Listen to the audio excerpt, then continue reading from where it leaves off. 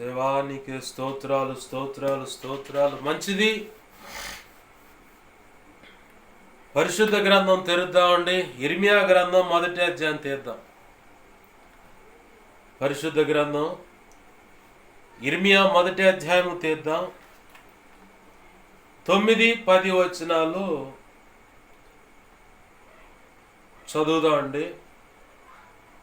ఇర్మియా గ్రంథం 1వ అధ్యాయము 9-10 వచనాలు చదువుదాం. అప్పుడు యెహోవా చెయ్యి చాపి నా నోరు ముట్టి ఇలాగు సెలవిచ్చెను, ఇదిగో నేను నీ నోట నా మాటలు ఉంచి ఉన్నాను. ఆమేన్. పెళ్ళగించుటకును, విరగగొట్టుటకును, నశింపజేయుటకును, పడద్రోయుటకును, కట్టుటకును, నాటుటకును నేను ఈ దినమున జనముల మీదను రాజ్యముల మీదను నిన్ను నియమించి ఉన్నాను. ఆమేన్. చిన్న మాట ప్రార్థన చేసుకుందాం. ప్రేమగల మా కన్న తండ్రి యేసయ్యా, నీకు వందనాలు, కృతజ్ఞతాస్తుతులు మా ప్రభువా. మీరు ఇచ్చిన లేఖనాన్ని బట్టి కృతజ్ఞతాస్తుతులు. ఈ లేఖనము చాటున దాచి ఉంచిన నీ శ్రేష్టమైన మాటలు ఏమైతే ఉన్నాయో ఈ లేఖనాన్ని విరిచి వాటిని బయటకు తెచ్చి నీ మనసులో ఉద్దేశించుకున్న సంగతులన్నీ నీ ప్రజలకు తేటగా స్పష్టంగా వారికి వినబుద్ధి కలిగేంత రీతిగా ప్రభువా మీరు బోధించు నిమిత్తమై మీ పక్షం వహించిన మీ దాసు నోట ఆ మాటలు ఉంచి మీ దాసుని మీ సిలువ చాటును మరుగుపరిచి మీ దాసుని ముఖాంతరంలోంచి మీరు కనబడుతూ మీ దాసుడు నోటిని మీ నోటి బోరగా చేసి నీ అనాది సంకల్పంలో మీ దాసుని పట్ల నువ్వు కలిగిన ప్రణాళిక అనుగుణమైన నీ ధారాళమైన ఆత్మ నడిపింపు, లేఖన ప్రత్యక్షత, ఆత్మ ప్రత్యక్షత, వాక్శక్తిని ఇచ్చి నీవే నాతో మాతో అందరితో సూటిగా తేటగా స్పష్టంగా మీరు మాట్లాడుతుండగా నీ స్వరాన్ని పసిగట్టగలిగే, నీ స్వరాన్ని వినగలిగే, నీ మాటలను ఆకలింపు చేసుకొని పదిలపరుచుకునేటువంటి చెవులను, హృదయాన్ని, మనసును మాకు దయచేయండి. సున్నతి గల హృదయం మాకు దయచేయండి. నిత్యత్వము చేరు పర్యాంతం వరకు నీ పాద సన్నిధిలో మోకాళ్ళ మీద ప్రార్థన చేస్తూ, విజ్ఞాపన చేస్తూ, వాక్యము చదువుకుంటూ, నేర్చుకుంటూ, దిద్దుబాటు చేసుకుంటూ నీ కృపను బట్టి బలవంతులమై శిష్యులైన సేవక గణముగా సిద్ధపరచబడి భూదిగాంతల మూలకు వెళ్ళి ఘనమైన నీ సేవ చేసి ధైర్యంగా క్రీస్తు న్యాయపీఠాన్ని ఎదుర్కొని మేము సంపూర్ణలం అవటమే కాదు, నీ పని భూమి సంపూర్ణంగా చేయటమే కాదు, నీ సంకల్పంలో నిర్ణయించబడ్డ ప్రతి ఒక్కరిని కూడా సంపూర్ణులుగా చేసి నీ ఎదుట నిలవబెట్టినట్లుగా కృప అనుగ్రహించమని, అట్టి కృప కలిగి ఆనాడు నీ ఎదుట నిలబడ్డప్పుడు సిగ్గుపడనక్కర్లేని పనివారిగా మేమును, మమ్మను బట్టి సిగ్గుపడక తలెత్తుకొని సంతోషంగా బడా మంచి దాసుడా, మంచి దాసురాలని నీ చేత మెప్పు, ఘనత, మహిమ, బహుమతులు అందుకొని నిత్యత్వంలో ప్రవేశించి వధువులో నువ్వు నిర్ణయించిన ఆ ఉన్నత స్థానంలో నిలిచి నీతో కలిసి యుగ యుగాలు నిత్య రాజ్య పరిపాలన చేసి నిన్ను మహింపరచుకునే ధన్యత కలుగునట్లుగా కృపచేత నాకు మాకు ఉపదేశించమని, బలపరచమని, మమ్మల్ని నడిపించమని. మేము నీ చేయి పట్టుకుంటే విడిచివేస్తామయ్యా, మీరు మా చేయి పట్టుకొని నడిపించండి. నడవలసిన చోట నడిపించండి, దాటవలసిన చోట మాకు చేత కాదు, మీరే మమ్మల్ని ఎత్తుకొని దాటించండి. నడవలసిన చోట మమ్మల్ని మళ్ళీ దించి నడిపించండి. మేమున్న ఈ స్థితి పరిస్థితిని బట్టి నీకు కృతజ్ఞతాస్తుతులు చెల్లిస్తున్నాం. దేవా నీకు వందనాలయ్యా. నేర్చుకునేది ఏదైనా ఉంటే మాకు ఇప్పుడు నేర్చుకునే మనసునిచ్చి మాకు నేర్పండి. లేదు రానున్న దినాల్లో మేమున్న ఈ స్థితి పరిస్థితులు ఎవరైనా ఉంటే వాళ్ళు మా ఎదుటికి వచ్చే మాట అయితే అనుభవ సాక్ష్యము, నువ్వు నడిపించిన విధము, వాక్యాన్ని జోడించి ఆ మాటలు వారికి అందించి నీ మార్గంలో ప్రోత్సహిస్తూ నడిపించడానికి కూడా కృపనివ్వండి. దేవా లేదు ఈ పరిస్థితి ఇంతేనా, నీ కృతజ్ఞతాస్తుతులు. ఇలాంటి స్థితిలో ఉన్నాళ్ళు మొదటిగా ఆదుకో, నీ చిత్తమైతే మమ్మల్ని కూడా ఆదుకో, నీ ఆత్మకార్యములు జరిగించు. ఉపదేశాన్ని అడ్డగించాలని ప్రయత్నం చేస్తున్న దుష్టుడు, వాడి దూతలు, చీకటి అంధకార శక్తులు ఇత్యాది మరి ఏవైనా అడ్డుపడుతున్నా యేసు నామములో నీ మహా పునరుద్ధాన శక్తిని బట్టి, సిలువ రక్తాన్ని బట్టి వాటి ప్రభావాన్ని బంధిస్తున్నాను. నిత్య నరకంలోకి విసిరి కొడుతున్నాను. అక్కడే ఇప్పుడు వాటి ప్రభావం యేసునామం లయమైపోవును గాక. నా చుట్టూ మా చుట్టూ నీవే అగ్ని కంచెగా నిలబడి, ప్రాకారమై నిలబడి, నీ చేతిని దాచిపెట్టు. మాపై నీ మహిమేగా నావరింప చేసి మాతో ఉండండి. సిలువ రక్తము కంచె, రక్షణ కంచెను, అగ్ని కంచెనవి, దేవదూతల అగ్ని వంటి రథముల సైన్య సమూహం నిత్యం చుట్టూ కావలి ఉంచు. మాతో ఉండండి. నీ పక్షం వహించిన నేను ఎంత బలహీనో నీకు బాగా తెలుసు. నీ మీదే అనుకున్నా, నీ కృప మీద ఆధారపడ్డా, నా సమస్త అవిధేయతలు, అతిక్రమ దోషాలు, పాప దోషాలు, ఆజ్ఞాతిక్రమలు పునఃక్షమించు. సిలువ రక్తంలో నన్ను కడిగి పవిత్రపరచు. శుద్ధ జలంతో కడిగి సమస్త కీడు అపవిత్రతను కొట్టివి. పరిశుద్ధాత్మజ్ఞను పుటమే శుద్ధ సువర్ణంగా మార్చు. నీ ఆనంద తైలాభిషేకం, పరలోక శుద్ధ సువర్ణ తైలము నాపై ఇంకను గొప్పగా ఉంచి, ఇర్మియా 1 9, 10, 18, 19 వచ్చిన ప్రకారం నీ కృప నాకు ఇచ్చి, హెస్కేల్ 2:1-2 వచ్చిన ప్రకారం నీ ఆత్మతో నన్ను మమ్మల్ని నింపి చక్కగా నిలబెట్టి మాతో మాట కార్యములు జరిగించమని నీవు ఇచ్చిన వాక్యాన్ని బట్టి కృతజ్ఞతాస్తుతులు చెల్లిస్తూ యేసయ్య నామములోనే ప్రార్థించి సమస్తం పొందుకొని కృతజ్ఞతాస్తుతులు చెల్లించి ఉపదేశం నన్ను మమ్మల్ని నీకు అప్పచెప్పుకున్నాం మా తండ్రి. ఆమేన్, ఆమేన్, ఆమేన్. అందరికీ వందనాలు. ప్రభునందు సమకూడిన ఈ నా మాటలు వింటున్నా, లేదు ఈ వీడియో ద్వారా తర్వాత అయినా వింటున్న ప్రతి ఒక్కరికి ప్రభువైన యేసుక్రీస్తు వారి పేరట నా హృదయపూర్వకమైన వందనాలు. అందరికీ వందనాలు. ప్రభునందు ప్రియమైన దేవుని బిడ్డలు గమనించండి. చదువుకున్న లేఖనం ఇర్మియా 1:9-10. ఎవరితో మాట్లాడుతున్నాడు ప్రభు అంటే, యవన ప్రాయంలోకి వచ్చినటువంటి ఒక బాలుడితో మాట్లాడుతున్నాడు. బాలుడు అంటే బైబిల్ ప్రకారంగా బాలుడు అంటే 13 సంవత్సరాలైనా బాలుడే అంటుంది, 20 సంవత్సరాలైనా బాలుడే అంటుంది. యవనస్తుడు ఎప్పుడంటే 30-40 యవనస్తుడు అని చెప్తుంది. అంటే అప్పుడున్న వయో పరిమితి, వయసు యొక్క పరిమితి. అప్పట్లో ఎన్ని సంవత్సరాలు బ్రతికారు? ఒకవాళ్ళు 900 చిలుకు బ్రతికిన వాళ్ళు ఉన్నారు. అట్లా ఆజ్ఞాతిక్రమం చిన్నంగా పాపం విస్తరిస్తున్న దాన్ని బట్టి ఆ 900 కానించి ఇంకా చిన్నంగా డీకోడ్ అవుతా ఉంది. చిన్నంగా తగ్గిపోతా చివరికి ఇప్పుడు ఎక్కడికి వచ్చిందంటే 120 సంవత్సరాలకు వచ్చింది. కొన్ని ప్రాంతాల్లో 120 పైచిలుకు బ్రతుకుతున్నారు. చైనా అటుకుంటారు, చైనానో రష్యానో లేదా జపానో. అక్కడ కనీసం 100 లేదంటే 120 సంవత్సరాలు బ్రతుకుతారంట మనిషి. వాళ్ళకున్న వాతావరణం, ఆహారపు అలవాట్లు, వాళ్ళు ఖచ్చితంగా ప్రభు కృపను బట్టి మరి వాళ్ళు నడుస్తున్న ఆ పద్ధతుల్లో వాళ్ళ వయసు కాలం ఎంత అంటే 100, ఖచ్చితంగా 100 పైచిలికే బ్రతుకుతారు కానీ తక్కువ బ్రతకంట. అలాగా ఆ ప్రాంతం గురించి మరి చైనానో రష్యా జపాన్ ఏదో నాకు ఐడియా లేదు, కానీ ఈ వార్త అయితే విన్నా. ముంగమూరు దేవదాసయ్య గారు 80 సంవత్సరాల వయసు కాలంలో దేవుడు సేవకు పిలిస్తే 40 సంవత్సరాలు దేవుడు ఆయుష్ పొడిగించి మొత్తం టోటల్గా 120 సంవత్సరాలు ఆయన బ్రతికాడు అన్నది చరిత్ర. అలాగే మోషే గారిని కూడా 40 సంవత్సరాల కాలంలో యూదులు అన్యాయం చేయబడుతుంటే ఐగుప్తులో చూసి బాధపడి తన సొంత ప్రయత్నంతో అడుగు వేశాడు, ఫెయిల్ అయ్యాడు.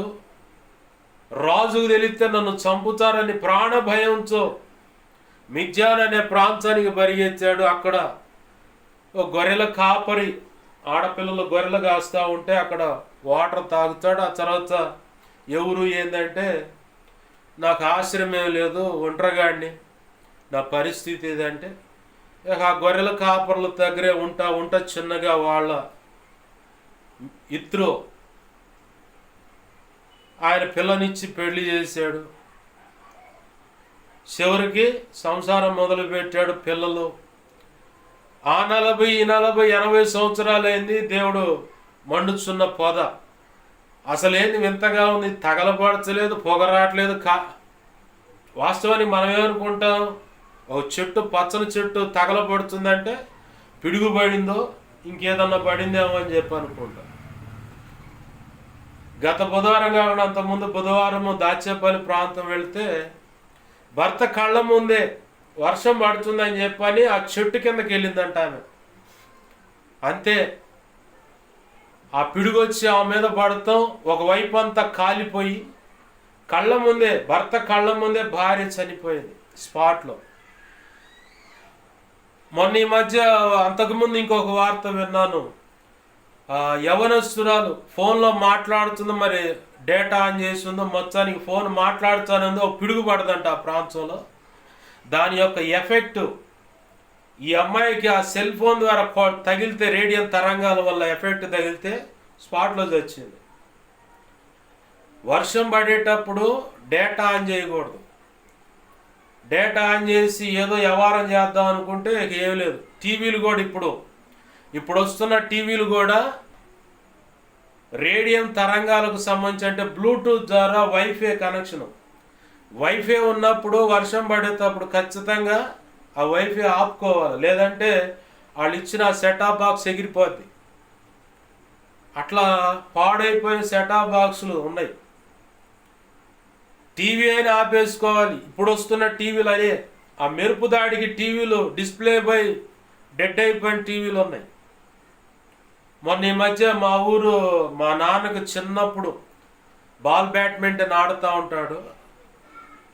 బ్యాడ్మింటన్ ఆడుతూ ఉంటే వెనకాలండి ఆ బంతులు అందించేవాడు. దాని గుర్తు నేను ఆ బ్యాడ్మింటన్ ఆడుతాను. అది గుర్తుండాలని చెప్పని ఓ బ్యాట్ నేను కొనుక్కొని తెచ్చి ఇంట్లోనే పెట్టుకున్నా. నాకు చాలా ఇష్టం అది. నాన్న జిల్లా స్థాయిలో ప్లేయర్గా వెళితే నేను మండల స్థాయిలో ప్లేయర్గా ఆగిపోయా. మా నాన్నతో పాటు ఆడిన సీనియర్ల మీద నేను ఆడి మా ఊళ్ళో మంచోళ్ళు ఉన్నారు, మా నాన్నతో పాటు ఆడిన వాళ్ళు అంతా. బాపట్ల నుంచి ఒక టీచర్ వచ్చాడు, ఆయన వాళ్ళకు సంబంధించిన వాళ్ళంతా కలిసి మమ్మల్ని ఓడించే, వాళ్ళేమో సెకండ్ వచ్చారు, మేమే రన్నర్లు అయ్యాం. బ్యాడ్మింటన్ నాకు తెలుసు. దాన్నే షటిల్ కూడా ఉంటుంది. బ్యాడ్మింటన్కి షటిల్కి చాలా డిఫరెంట్ ఉంటుంది. షటిల్ ఏమో రెక్క కొద్ది బాధాలి, బ్యాడ్మింటన్ అయితే వరకు వాళ్ళు టచ్ చేస్తే అయిపోద్ది.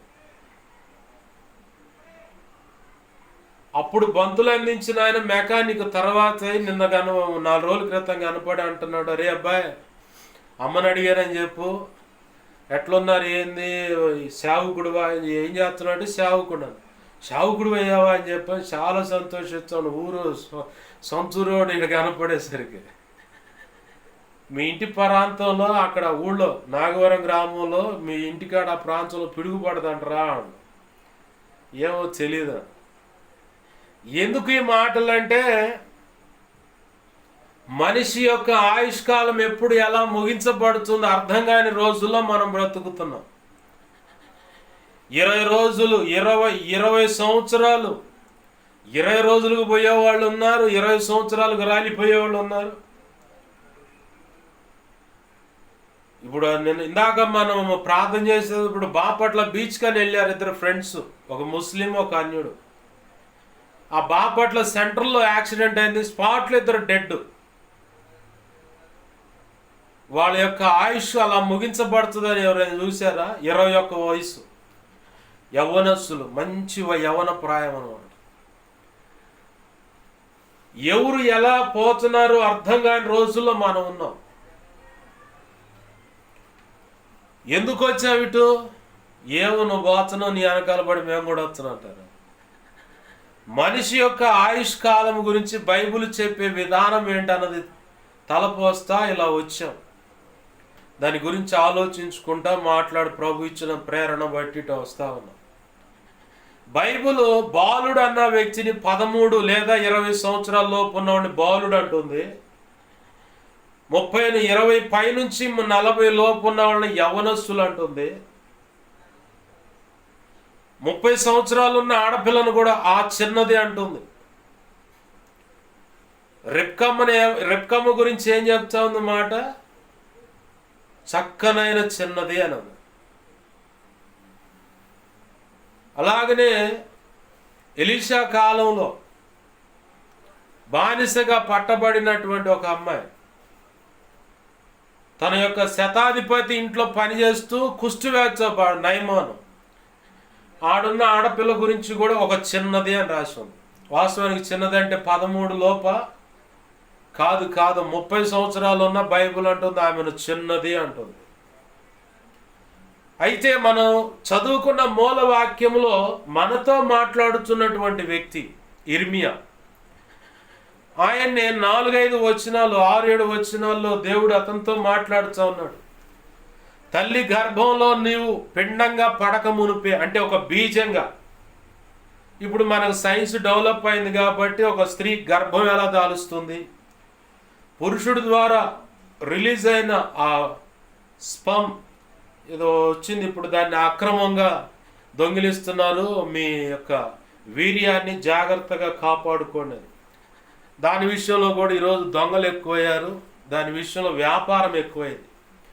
కారణం ఏంటంటే ఈ కలికాలం, అంటే పోయే కాలం, మాయదారి లోకం, దానికి తగ్గట్టు కల్తీ తిండి, అంత కలుషితమైన వాతావరణం, కలుషితమైన మనస్థితులు, పరిస్థితులు, వ్యక్తిత్వాలు, దానికి తగ్గట్టుగా టోటల్గా మెడిసిన్కి సంబంధించిన ఆహారమే మనం తింటున్నాం. ఈరోజు యాప్లికాయ కరెక్ట్గా రావటానికి కూడా వాడు దాని మీద స్ప్రే చేస్తున్నాడు. అరటికాయని కార్బండ్ అని ఉంటుంది, దాని పేరు ఏది ఉంది, కార్పొరేటర్, మున్సిపల్ పరిధిలో ఉండే ఆ కార్పొరేటర్ కాదు, కార్పొరేటర్ అని చెప్పని దీపావళి మందులు ఎక్కువ వాడతారు. అది గ్యాస్ వెల్డింగ్ చేసేవాడు ఇంకొక ట్యాంకులో నీళ్లు పోసి అయ్యే ముద్దలు, రాయి కంటే ఇంకా బలంగా ఉంటే ఆ ముద్దలు దాంట్లో వేస్తారు. అది గ్యాస్ ఫామ్ అయ్యి దానిలో నుంచి వచ్చే గ్యాస్ ఇటు మనం ఆక్సిజన్ వాడతాం. ఆ గ్యాస్ బండే అటు ఆక్సిజను ఈ కార్బేటర్లో నుంచి వచ్చే ఆ ప్రెస్ వాయువు రెండు కలిస్తేనే ఐరన్ కరిగిస్తాయి. అదే గడ్డని బాగా పొడిగా చేసి చిన్న చిన్న పొట్లాలుగా కట్టి సపోటా పళ్ళు నేలలో గొయ్యి తీసి గడ్డి పరిసి ఒక వరుస పెట్టి గడ్డి పరిసి 4 పొట్లాలు వేసి గడ్డి పరిసి అట్లా మాగేస్తారు. భూమిలోనే మాగేసేది సపోటా కాయని. ఇప్పుడంతా మారిపోయింది ట్రెండ్ అంతా. ఒక గదిలో తీసుకెళ్ళి అరటికాయలు కూడా ఈ పొట్లాలే పెడతారు. ఇప్పుడు ఏమైంది, ఆ గదిలో అరటికాయలు పెడుతున్నారు, స్ప్రే చేస్తున్నారు. మన కళ్ళ ముందే ఆ స్ప్రేస్, ఆ లిక్విడ్ బాటిల్లో పెట్టుకొని యాప్లికాయలు శుభ్రంగా తుడిసి గుడ్డతో తుడిసి ఆడ పెడుతున్నారు. నీకు వరి పంట ఎలా ఉంది? ఒకప్పుడు మేము రైతులం కాబట్టి తెలుసు. ఒకప్పుడు వరి పంట 5293 అని గింజలు ఉండేవి. దానికంటే ఇంకా సన్నాలు మసూరాలు అంటారు. దానికి ఇప్పుడు నెల్లూరు మసూర, ఆ ఊరు మసూర అని చెబుతున్నారు. కానీ ఒరిజినల్ మసూర అయితే కరెక్ట్గా 4 అడుగులు 3.5 అడుగులు ఎత్తు పెరుగుద్ది. అది గింజ పోయంగానే అమ్మండి, అది అంటే పిండి ఆ గింజ పొట్టబోసుకొని పుష్టిగల గింజ రాగానే అట్ట వాలిపోద్ది. 5293 అయితే వాలదు. బీపీటీలు, 22లు, జేజేలు అని వచ్చినాయి. ఇప్పుడు వాటికి నేను ముందు చెప్పిన మసూర 5293 అనే వాటికి పెట్టుబడులు వేరు. 5293 లేదా మసూరాలు అనే వాటికి పాడి ఉంటుంది ఇంట్లో. ఆ గేదెల దగ్గర ఉన్న ఆ వ్యర్థము, అవి విసర్జించినటువంటి ఆ బహిర్భూమిగా విసర్జించిన ఆ పేడ అంట, అది మొత్తం చోట కుప్పేస్తే ఆ ఎరువు దెబ్బే దానికి సరిపోద్ది. వరి నాటేయగానే ఒక 20 యూరియా కట్ట చాలు. కలుపు తీయగానే మళ్ళీ ఒక యూరియా, ఒక డిఏపి కట్ట చాలు. కోత కోసే సమయంలో పొట్ట దశకు వచ్చు, అప్పుడు సగము యూరియా, ఒక పొటాష్ కట్ట ఎన్ని వచ్చినాయి? టోటల్గా 5.5 కట్టలు ఆ ఎరువు దెబ్బ. ఇదే పెట్టుబడి. కాస్తంత ముడత వస్తే పై పిచికారి మందు 5293 లేదంటే మసూర గింజలకి. ఇప్పుడు వాటి తర్వాత ఇంచుమించుగా నాకు తెలిసి 98, 99 లేదా 2000 ఆ సమయంలో వచ్చినాయి AA2లు, JJలు, BP అని. వీటికి పెట్టుబడి ఎంత అంటే, ఎరువు దెబ్బ ఇంట్లో 4 పశువులుంటే సరిపోదు, ఇంకా కొంత తేవాల. అదే వీటికి మళ్ళీ పై ఎరువు పెట్టుబడి ఎంత అంటే, టోటల్గా పంటంతా చేతికి వచ్చే లోపల 13 లేదా 15 ఎరువు బస్తాలు, అంటే పై ఇందా చెప్పిన యూరియా అని, 20 అని, DAP అని, పొటాష్ అని, టోటల్గా 15 బస్తాలు పెట్టాలి పెట్టుబడి వాటికి ఎద్దడి, అంటే ఎరువుగా పెట్టాలి. అది మాత్రమే కాదు, మళ్ళీ పైన పిచికారి కూడా డబలు. దీనికి 1-2 సార్లు చేస్తే సరిపోతే, వీటికి మాత్రం 4 సార్లు పిచికారీ చేయాలి పై మందు. అంత కెమికల్కి సంబంధించిన బియ్యం మనం ఈరోజు తింటున్నాం. అక్కడెక్కడ లిక్విడ్ పోసినటువంటి ఆ కాయలు పరిపక్వత రావడానికి 5 తింటున్నాం. ఒకప్పుడు నాటు జామకాయ దొరికితే ఆ ఎర్ర నెలలో పండితే తీయగా ఉంటుంది. అబ్బా కమ్మగుంది. అచ్చంపేట దగ్గర మాదిపాడు ఉంది. ఆ మాదిపాడుకి అచ్చంపేటకు మధ్యలో తాడువాయి అని ఊరుంది. ఆ ఊరిరా ఈ కాయలు అనుకునేవాళ్ళం మేము. ఇప్పుడేముంది, బుడతలు బుడతలు బుడతలు అడుగడుగుని మొత్తం టోటల్గా ఒక 5 అడుగులు ఎత్తు లోపలనే అంతంతలో కాయలు. తిన్న రుచి లేదు, పసి లేదు, నీరు. ఎక్కడి నుంచి వస్తుందంటే ఇది అంత పూర్తిగా నీ ఆయుష్కాలము కుదించబడటానికి, అకాలంగా నువ్వు రాలిపోవటానికి, అనారోగ్యాలకు కారణం ఏంటంటే అంత కలుషితమైపోయిన వాతావరణంలో మనం బ్రతుకుతున్నాం. కలుషితమైనటువంటి ఆహారమే మనం తింటున్నాం. మన నరసరావుపేట గురించి చెప్పనక్కర్లేదు. మెడికల్లో నేను తిరిగా కాబట్టి నాకు తెలుసు. రిప్రజెంటర్ పక్కన డ్రైవర్గా తిరిగే వాళ్ళు వ్యవహారం మొత్తం నాకు తెలుసు. నేను అప్పుడప్పుడు అమ్మకు బాగోకపోతే నొప్పులు కానీ మాత్రలు తీసుకొస్తా. ఆ 10 షీట్లు కలిగి ఒక పెట్టె ఉంటుంది. ఆ పెట్టె ₹2. ఎంత?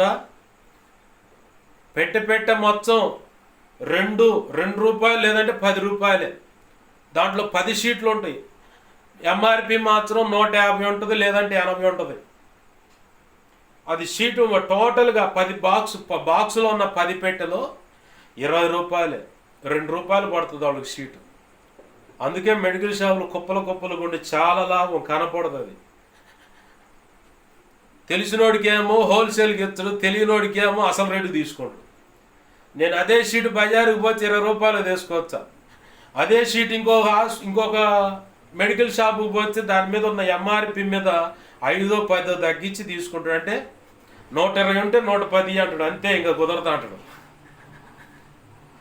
నూనెలో కలిసి మన వ్యవహారం పేట మొత్తం నూనెలో కూడా తిరిగా నేను.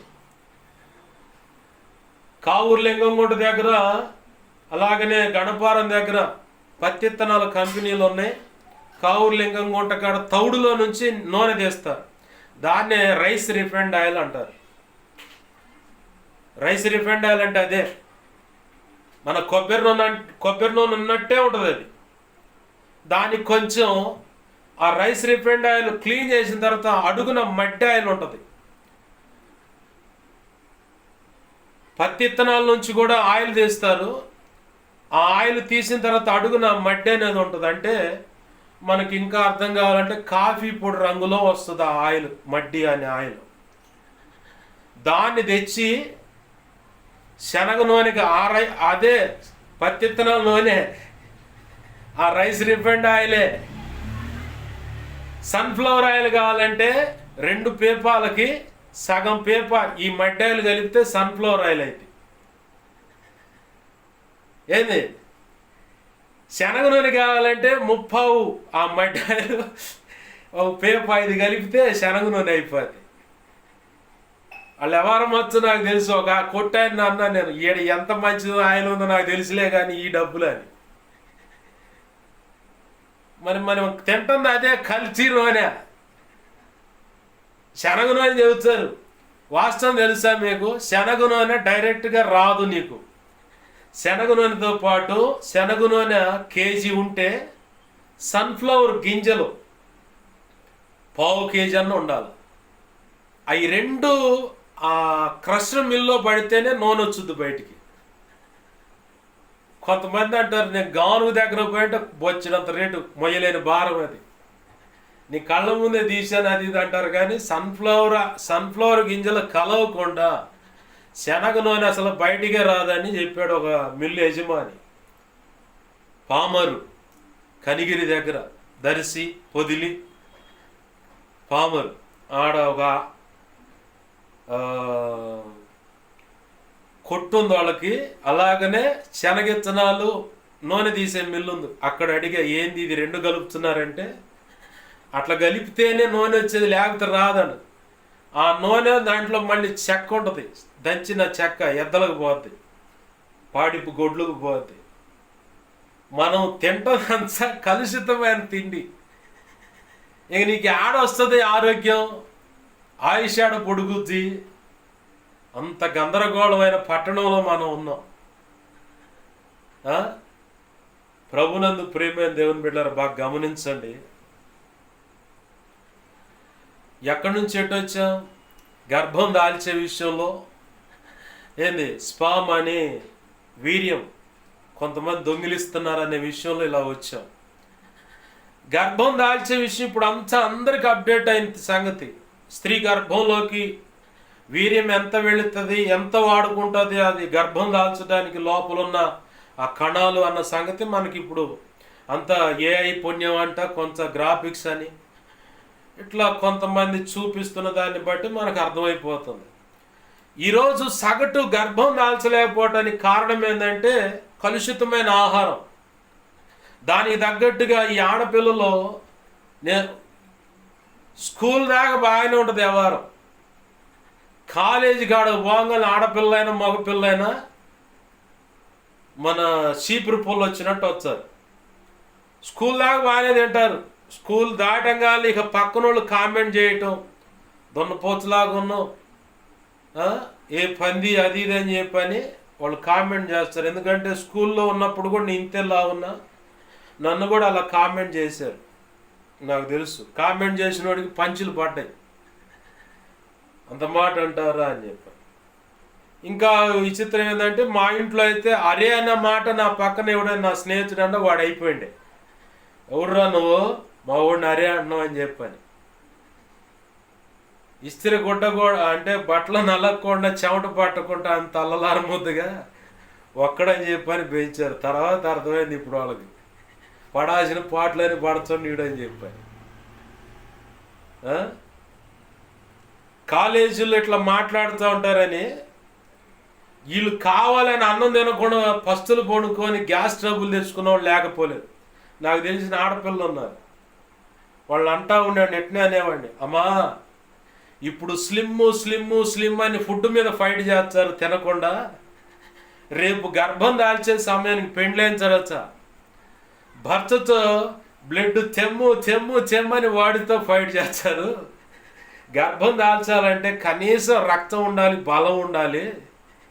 అసలు ఆ బలం లేకుండా ఒక చిన్న ఒకటి దోశ తిని ఎట్ట పస్తు కొడుకుంటారు, ఊరుకో అన్నా అని చెప్పని అనేవాళ్ళు. వాళ్ళు మొగమాట లేకుండా చేయొచ్చు. ఎందుకంటే ఈరోజు స్లిమ్ అనుకుంటే రేపు పొద్దున గర్భం దాల్చాలంటే బలం కావాలి ఒంట్లో.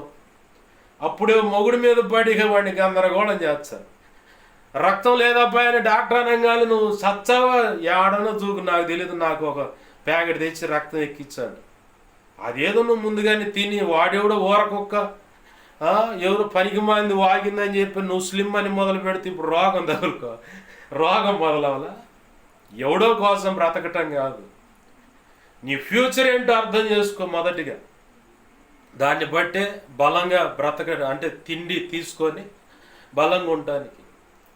గర్భం దాల్చడానికి బలం లేకపోతే వల్ల కాదు. ఇక రక్తంలో కూడా ఇన్ఫెక్షన్ ఉన్న, రక్తం చాలకపోయినా, వేడి ఉన్న భార్యలైన భర్తలైన వేడి ఉంటే వారు గర్భం దాల్చలేరు. ఈ అన్నిటికంటే ఇంకా ముఖ్యమైన కారణం ఏంటంటే నీటి కాసులని, కణుతులని, వీటి వల్ల గర్భం దాల్చలేకపోవటం ఒక ఎత్తు అయితే కొంతమందికి ఓవర్ బ్లీడ్ అవుతుంది. ఓవర్గా అంటే నెలలో ఒకసారి వచ్చే ఆ క్రమం కాస్త 15 రోజులకి ఒకసారి వస్తుంది. ఇక అది ఇంకా పిచ్చి అంటే ముదిరిపోయింది అనుకో, వారానికి ఒకసారి వస్తూ ఉంటుంది. దానివల్ల ఆడపిల్ల చాలా నీరసపడుతుంది, కడుపులు నొప్పి అని గందరగోళం వాళ్ళ పరిస్థితి. ఇది వాళ్ళ లోపలున్న లోపాన్ని బట్టి ఒక కోణమై వస్తే, ఇంకొక కోణం ఏంటంటే దేవుడు చెప్పిన మాట వినకపోయినా దేవుడు వాడిన ఆయుధం ఇదే. దేవునికి మహిమ కలుగును గాక. హల్లెలూయా. ఏంది, మమ్మల్ని బాధపడితే దేవునికి మహిమ కలుగునా గాక అంటే ప్రభు అన్నాడు తెస్సలోని పత్రికలో పౌలు ద్వారా, ప్రతి విషయం ముందు కృతజ్ఞతాస్తుతులు చెల్లించండి అని. నేను అదే పని చేసి ఎవరు బాధపడుతుంటే సంతోషించాలని కాదు, కానీ ఈ అనుమతి ఎందుకు ఇస్తాడు అన్నది కొద్దిగా వివరణ ఇచ్చి నా మాటల ముందుకు వెళ్ళాలని ఆశపడుతున్నాను. ప్రభు సహాయం చేయను గాక. ఆమేన్. హల్లెలూయా. ఈ ఓవర్ బ్లీడ్ అనే విషయాన్ని దేవుడు ఎందుకు ఆడపిల్ల విషయంలో అనుమతిస్తాడు అంటే, ఫస్ట్ ఆఫ్ ఆల్గా దేవుడు చెప్పిన మాట లోబడకపోతే నిన్ను గాయపరచడానికి దొరికే ఆయుధం అదే ఆయనకి ఒకటి. రెండవది, కొంతమంది మందిరంలో కూర్చొని సెల్ ఫోన్లో చాటింగ్ చేస్తూ ఉంటారు. ఆ మందిరంలోనే ఉండే ఫోన్లో హలో హలో అంటూ ఉంటారు. ఇలాగా మందిరంలో వ్యవహారం చేసిన వాళ్ళకు కూడా ఈ రోగం వచ్చింది. నేను చూపిస్తే ఐ విట్నెస్లు ఉన్నారు, నాకు తెలుసు. దేవుడు చెప్పిన మాట చెబుతున్నానండి. అమ్మకు తెలియకుండా, నాన్నకు తెలియకుండా పాస్టర్ గారు వాక్యం చదువుతుంటే ఆయనకి తెలియకుండా సాటుగా పెట్టి ముసిగేసి, వాడెవడో పనికి మాలోడు మెసేజ్లు పెడుతూ చూస్తా, లేదా నువ్వే మా ఫ్రెండ్కు పెడుతున్నానని చెప్పా, నీకు అయ్యని చేసిన ఖచ్చితంగా ఈ రోగాన్ని అనుమతించిన వాళ్ళు ఉన్నారు. నేను నా కళ్ళతో చూశాను. ఇప్పుడు వాళ్ళు బతికే ఉన్నారు. దేవుని మాటకు వినకపోతే ఓవర్ బ్లీడ్ వస్తుంది. సేవ పిలుపు సిద్ధపడకపోతే అట్లా నలిపైన సిద్ధపడతావు లేదని అనుమతిస్తాడు. రెండవది ఏంటంటే, మందిరంలో కూర్చొని ప్రసంగి 5:2 ఏమంటుంది, 5:1-2 వచనాల్లో, నీ దేవుడైన యెహోవా మందిరానికి వెళ్ళినప్పుడు నువ్వు జాగ్రత్తగా ఉండాల. అనాలోచనగా పలుకుటకు నీ హృదయాన్ని త్వరపడనీమాక. ఎందుకంటే ఆయన ఆకాశం మందు ఉన్నాడు, నువ్వు భూమి మీద ఉన్నావు. ఆయన నిన్ను క్షుణ్ణంగా పరిశీలిస్తున్నాడు. జాగ్రత్తగా ఉండని లేఖనం సాక్ష్యం ఇస్తుంది. మరి మనం అంత నిర్లక్ష్యంగా బ్రతికితే విలువైన మాటలు గాలికి వదిలేస్తున్నా, వాడెవడో లేదంటే ఆయనెవరో మెసేజ్లు పెట్టంగా అవి చూసుకుంటా, సెల్ ఫోన్ తీసుకొని చిన్నగా మాట్లాడుతా, ఈ వ్యవహారాలని నేను చూశా. తర్వాత వాళ్ళకి అనుమతించిన రోగాలు కూడా నేను చూశా. ఇవే ఓవర్ బ్లీడ్.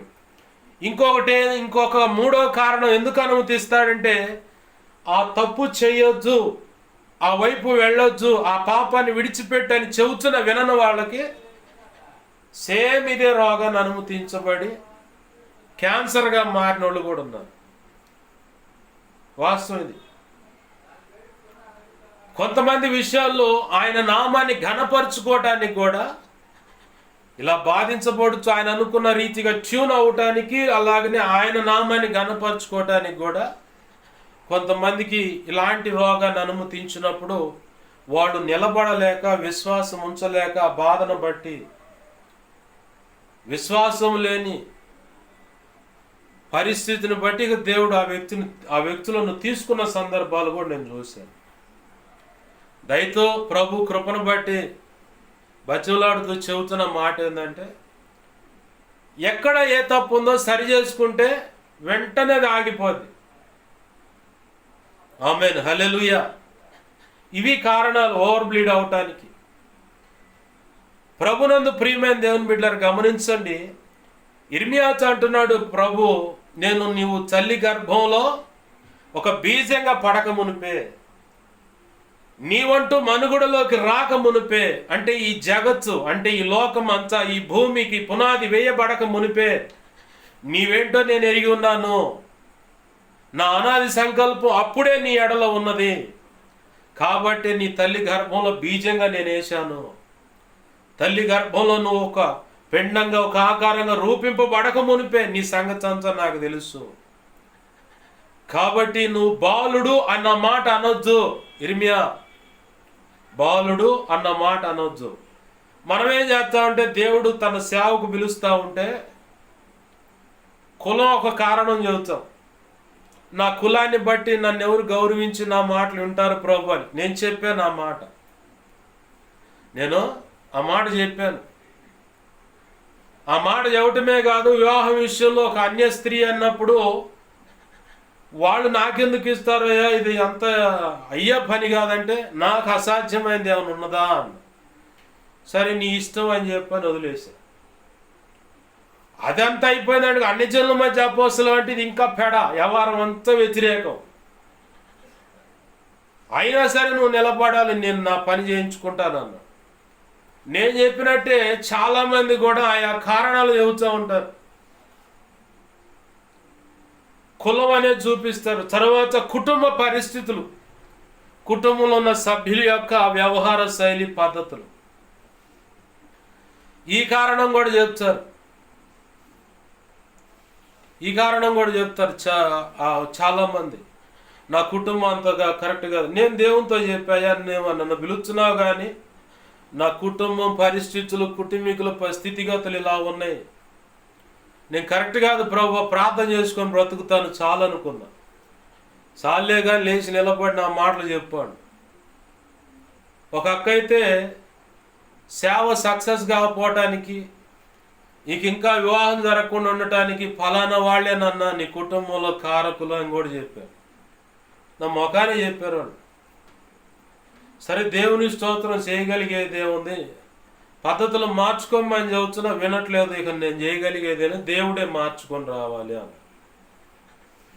అన్నీ స్వతంత్రించుకుంటాను, నేను వింటాను, గాయపడేది ఏమి ఉండదు. ఎందుకంటే నా బ్రతుకు నాకు చెబుతున్నారు అంతే, నా కుటుంబ పరిస్థితి నాకు చెబుతున్నారు. అయినా దేవుని యొక్క ఆత్మ ప్రేరేపిస్తాము, నువ్వు నిలబడాలి, నా సేవ చేయాలి. ఇప్పుడు వీళ్ళనే పరిస్థితి చూడాలా, దేవుడు చెప్పిన మాట వినాలా, లేదంటే దేవుడు చెప్పినటువంటి రీతిగా నిలబడకపోతే ఆయన చేతులు తన్నులు పడతాయి. చరిత్ర సాక్ష్యం ఇస్తూ ఉంది. మోషేను తర్ఫీదు ఇచ్చి అనేక సూచనలు ఇట్లా ఉంటాయని చెప్పిన తర్వాత వెళ్ళమంటే సత్రం కాడ ఆగిండంట ఆ పెద్ద మనిషి. దేవుడే చంపటానికి వచ్చాడని రాసి ఉందాడ. నిర్గమాకాండం 4వ అధ్యాయం 5వ అధ్యాయం 4వ అధ్యాయం ఇటు పక్క కనపడుతుంది. సత్రం దగ్గర ఆగంగానే తన భార్య ఒక రాతి చాకు తీసుకొని మోషేగాను తన పిల్లలకు సున్నతి చేసింది. అప్పుడు ఆగాడు ఆయన. వెళ్ళమంటే వెళ్ళకుండా నిదానం చేస్తా అంటే ఆ రక్తాన్ని బట్టి ఆగిపోయి నిబంధనను గుర్తు చేసుకొని వాళ్ళని చంపకుండా ఆపాడు. యోనా, నేనేమే పట్టడం పతనం అయిపోతుంది, ఆ ప్రజలంతా దుర్మార్గంగా బ్రతుకుతున్నారు, వెళ్ళి నా మాటలు చెప్పంటే ఊరుకో ప్రభు, నువ్వు వెంటనే మనసు మార్చుకుంటావు కాబట్టి నేను పోను అనుకొని తార్షీషు వెళ్ళి ఆ వాడెక్కి అడుగును కొనుక్కుండా పోయి పెద్ద మనిషి. ఆ వాడలో ఉన్న సరుకులన్నీ పడేస్తున్నారు ఆ గాలి తుఫాన్ దెబ్బకి. నువ్వు ఏ ఇంటిలో ఉన్నా, ఏ ప్రాంతంలో ఉన్నా, ఒకవేళ ఎవరి దగ్గర నువ్వు పని చేస్తున్నా వాళ్ళకు నష్టం వస్తుంది నీ ద్వారా. ఎందుకు అంటే దేవుడు చెప్పిన పని చేయకపోవటాన్ని బట్టి. ఇది ఒక కోణం. రెండవది, దేవుని ప్రణాళికలో ఉన్నప్పుడు అటు అపవాది యొక్క దాడి నీ కుటుంబం మీద ఉంటుంది, కుటుంబ సభ్యుల మీద ఉంటుంది, అయితే దేవుడే తప్పిస్తాడు దాన్ని. ఇంకొకటి ఏంటంటే దేవుని ప్రణాళికలు అడుగులు వేస్తున్నప్పుడు నిన్ను బట్టి నీ వారు దీవించబడతారు, నువ్వు ఉన్న ప్రాంతం దీవించబడుతుంది. నువ్వెక్కడ పని చేస్తున్నా అక్కడ యోసేపును బట్టి ఫరో యొక్క సమస్తము దేవుడు ఆశీర్వదించినట్లుగా ఆశీర్వదింపబడతారు. ఈ 3 ఖచ్చితంగా పరీక్షించుకోవాలి దేవుని పిలుపులో ఉన్న వ్యక్తులు. దేవుడు చెప్పిన పని చేయకపోతేనా ఇంత ఉపద్రవం, నష్టం అని చెప్పని అనుకోవాలి. దేవుని ప్రణాళికలు అడుగులు వేస్తున్న దాన్ని బట్టి అపవాది దాడి చేస్తున్నాడు, నీ శక్తి సరిపోదు. అప్పుడు నువ్వేం చేయాలంటే, ప్రభువా ఈ సమస్యకు కారణం ఏదో నాకైతే తెలియట్లేదు, నీకు అప్పచెబుతున్నానని దేవునికి అప్పచెప్తే ఆయన లైన్లోకి వస్తాడు. మొత్తాన్ని ఇక వాడు అపవాదిగాడు ఉన్న వాడి దోతలున్న మొత్తాన్ని తరిమేసి నీకు విడుదలని ఇస్తాడు. అలాగనే ఆశీర్వాదం కూడా అంతే ఉంటుంది. దేవుని ప్రణాళికలో ఉన్న వ్యక్తిని బట్టి ఆ కుటుంబం అయినా, తల్లి అయినా, తండ్రి అయినా, కుటుంబ సభ్యులైనా, భార్య లేదా భర్త అయినా, పిల్లలైనా, వారి బంధువులైనా, వారు ఉన్న ఆ ఊరు ఆ ప్రాంతమైనా ఆశీర్వదింపబడుతుంది. అన్ని విధాల శ్రేష్టమైన కాపుదల వారికి వచ్చుద్ది. ఇది వాస్తవం. గతంలో చెప్పాను, ఒక దైవజనుడు కొత్తగా ఒక ప్రాంతానికి వెళ్ళి దేవుని పాదాలు పడి ప్రార్థన చేస్తూ ఉంటే ఓ మాంత్రికుడు ఆ దైవజనుడు ఎట్లయినా ఆడ ఉండకుండా చేయాలని ప్రయత్నం చేస్తూ ఉంటే ముందుగా ఆయన చేసిన పని ఏంటంటే ఆ ఊరు చుట్టూ సిలువ రక్తమును కంచెగా, రక్షణ కంచె, అగ్ని కంచెను వేయి ప్రభు అని, మహిమే కానీ ఈ ఊరి మీద ఆవరింపజేయ ప్రభు అని ప్రార్థన చేసుకొని ఇక రాత్రి 12 కాడి నుంచి ప్రార్థన చేయడం మొదలుపెట్టాడు. అంతగా పగేందా ఆయన మీద అంటే మరి వాడికి కావలసిన రాబడంతా కరువు అయిపోతుంది. మాంత్రికుడు ఉన్నాడంటే చేతబడి చేయటానికైనా ఎంత అంటాడు, తిరిగి కట్టడానికి, తిరిగి దాన్ని దాని నుంచి తిరుగు కట్టడం అంటారు, దాన్ని మళ్ళీ విడిపించబడాలన్నా ఎంత అంటాడు. అన్ని రకాల రాబడి ఈ దైవజనుడి వల్ల పోతుందిగా. వాడు ఎవరి మీద పగ పెట్టుకుంటే వాళ్ళ మీద ప్రయోగించే అంధకార శక్తులన్నీ లయమైపోతాను అని ప్రార్థన చేస్తే దేవుని సన్నిధి, ఆయన ప్రభావం బలంగా ఈ భూమి మీద దిగి వస్తుంది. ఎవడైతే మోకాళ్ళు వేసి ప్రార్థన చేస్తూ ఉంటే వెంటనే దేవుని సన్నిధి బలంగా దిగి వస్తుంది. అప్పటి వరకు నీకు తెలియకుండా, నీకు కనబడవు కాబట్టి అంధకార శక్తులు కానీ, వాడి దుష్టుని యొక్క దూతలు కానీ, దుష్టుడైనా సరే మోకాళ్ళు వేస్తే పారిపోతుంది. కొంతమంది అయితే ఏసన్న గారు చెప్తారు, పిల్లల్ని బంతాడిచ్చేటప్పుడు తల్లి కానీ తండ్రి కానీ ఆ పిల్లలతో ఆడుకునేటప్పుడు గుర్రంలాగా నడుము వంచి ఇక పిల్లగాడిన పిల్లను వీపు మీద ఎక్కించుకొని ఆడిస్తూ ఉంటారు. ఆ టైపులో మోకాళ్ళు వేసి ప్రార్థన చేసేవాళ్ళు బ్యాచ్ని ఈరోజు చాలామంది నేను చూశాను. వాళ్ళు చూడంగానే ఏసన్న గారు చెప్పిన మాట గుర్తొస్తుంది నాకు. వీడు అట్ట ఒంగోని ప్రార్థన చేసేది, ఆడకూతురైనా, ఆడపిల్లైనా, మగవాడైనా, యవనస్తుడైనా సరే అలా ఒంగోని ప్రార్థన చేసేది. ఎందుకంటే సైతాన్ని కానీ ఈపు మీద ఎక్కించుకొని, అరే నువ్వు నువ్వు ముందుకు నడిపిస్తా ఉండు అని చెప్పని వాడికి అవకాశం ఇస్తున్నారు. అట్లా వంగే నిలబడు, మోకాళ్ళ మీద నిలబడితే నా యేసయ్య ఎదురొచ్చి నిలబడతాడుగా. నువ్వు అలా వంగటం వల్ల ఇంట్లో అయితే పిల్లగాడో పిల్ల ఎక్కి గుర్రం అని చెప్పని ఆటాడుతున్నాడు. మరి మందిరంలో అలా వంగిస్తే సైతాన్ గాడు వాడి దోతలే వచ్చి నడుము మీద ఎక్కి నిన్ను సవారీ చేస్తూ ఉంటాయి అన్నాడు. నాకు అది గుర్తొస్తా ఉండదు వాళ్ళని చూస్తే. అది నిలబడేదేదో పట్టు మీద 10 నిమిషాలనే నిలబడు దేవుని సన్నిధిలో మోకాళ్ళ మీద. ఓ దైవజనుడు అయితే, నన్ను అభిషేకించిన దైవజనుడు చెప్పిన ఒక మాట, పట్టుమని దేవుని సన్నిధిలో గంట పాటైన మోకాళ్ళ మీద ప్రార్థనలో నిలబడాలని నీవు పరలోకంలో ఎలా ఉండగలవు అండు. అసలు నీకు పరలోకం ఎందుకు ఇవ్వాలండు? ఎంతసేపు 1 గంట మోకాళ్ళ మీద నిలబడి ప్రార్థన చేయలేని నీకు పరలోకం ఎందుకు అని చెప్పాను. నాకైతే చాలా సిగ్గు అనిపించింది ఆ మాటను బట్టి. నేను కూడా మోకాళ్ళ మీద నిలబడాలని చెప్పని నిలువు మోకాళ్ళ మీదే ప్రభు కృపను బట్టి సాధన అనేది మొదలుపెట్టాను. ప్రభువే నడిపించుకుంటూ తీసుకెళ్తా ఉన్నాడు. ఆయనకే మహిమ కలుగును గాక. హల్లెలూయా. ప్రభునందు ప్రియమైన దేవుని బిడ్డలారా, సబ్జెక్ట్లోకి వద్దాము. ఇర్మియా అంటున్నాడు నేను బాగున్నాయని. మనం కూడా అంటూ ఉంటాం, కులం అయినా, కుటుంబం అయినా, కుటుంబ సభ్యులను ఇంకించేది నాకు చెప్పటం రాదయ్యా, నాకు అంత ప్రార్థన లేదయ్యా అంటే, అసలు నీలో ప్రార్థన సామర్థ్యం ఉందా లేదని ఇవన్నీ చూడాలి ఆయన. ఇవన్నీ ఆల్రెడీ నీలో ఉన్నాయి, అది చూశాడు. నువ్వు చెబుతున్న మాటలు వినడు ఆయన. ఆయన నిలబడమన్నాడా? ధైర్యం చేసుకొని నువ్వు నిలబడితే మిగతా అన్నీ నా ప్రభు చేసుకుంటా వెళ్తాడు. ఆమెన్, హల్లెలూయా. దానికి నిలువెత్తు నిదర్శనం నా బ్రతుకే నేను చెప్పవచ్చు. వాస్తవానికి ఎవరు వినరు నా సంగతి, నాకు తెలుసు ఆ సంగతి. పెద్దగా అసలు లక్ష్య పెట్టరు, అయినా సరే మౌనంగా నేను చూస్తూ ఉంటా. నేను తొందరపడాలి, నేను చేసేవాడిని. ఆయన చెప్పమన్న మాట చెప్పా, వింటే ధన్యులు, తీసుకుంటే ధన్యులు, లేకపోతే నేను ధన్యుణ్ణి. ఎందుకంటే ఆ వ్యక్తి మార్పు చెంది వచ్చే నా బహుమతుల కోత పెడతారు. కాబట్టి నేను ధన్యుడిని అని చెప్పి అంటుంది. దేవునికి మహిమ కలుగును గాక. హల్లెలూయా. ప్రభునందు ప్రియమైన దేవుని బిడ్డలారా, గమనించండి, నీ యొక్క అర్హతను దేవుడు చూడట్లేదు, నీ కుటుంబాన్ని చూడట్లేదు, నీ కులాన్ని చూడట్లేదు, నీ మతాన్ని చూడట్లేదు, నీ వ్యక్తిగతాన్ని చూడట్లేదు, నీ అంతరంగాన్ని చూడట్లేదు, ఇప్పుడు ప్రస్తుతం ఉన్న అంతరంగాన్ని చూడట్లేదు. అలాగనే సమాజంలో నీకున్న విలువలు చూడట్లేదు ప్రభు.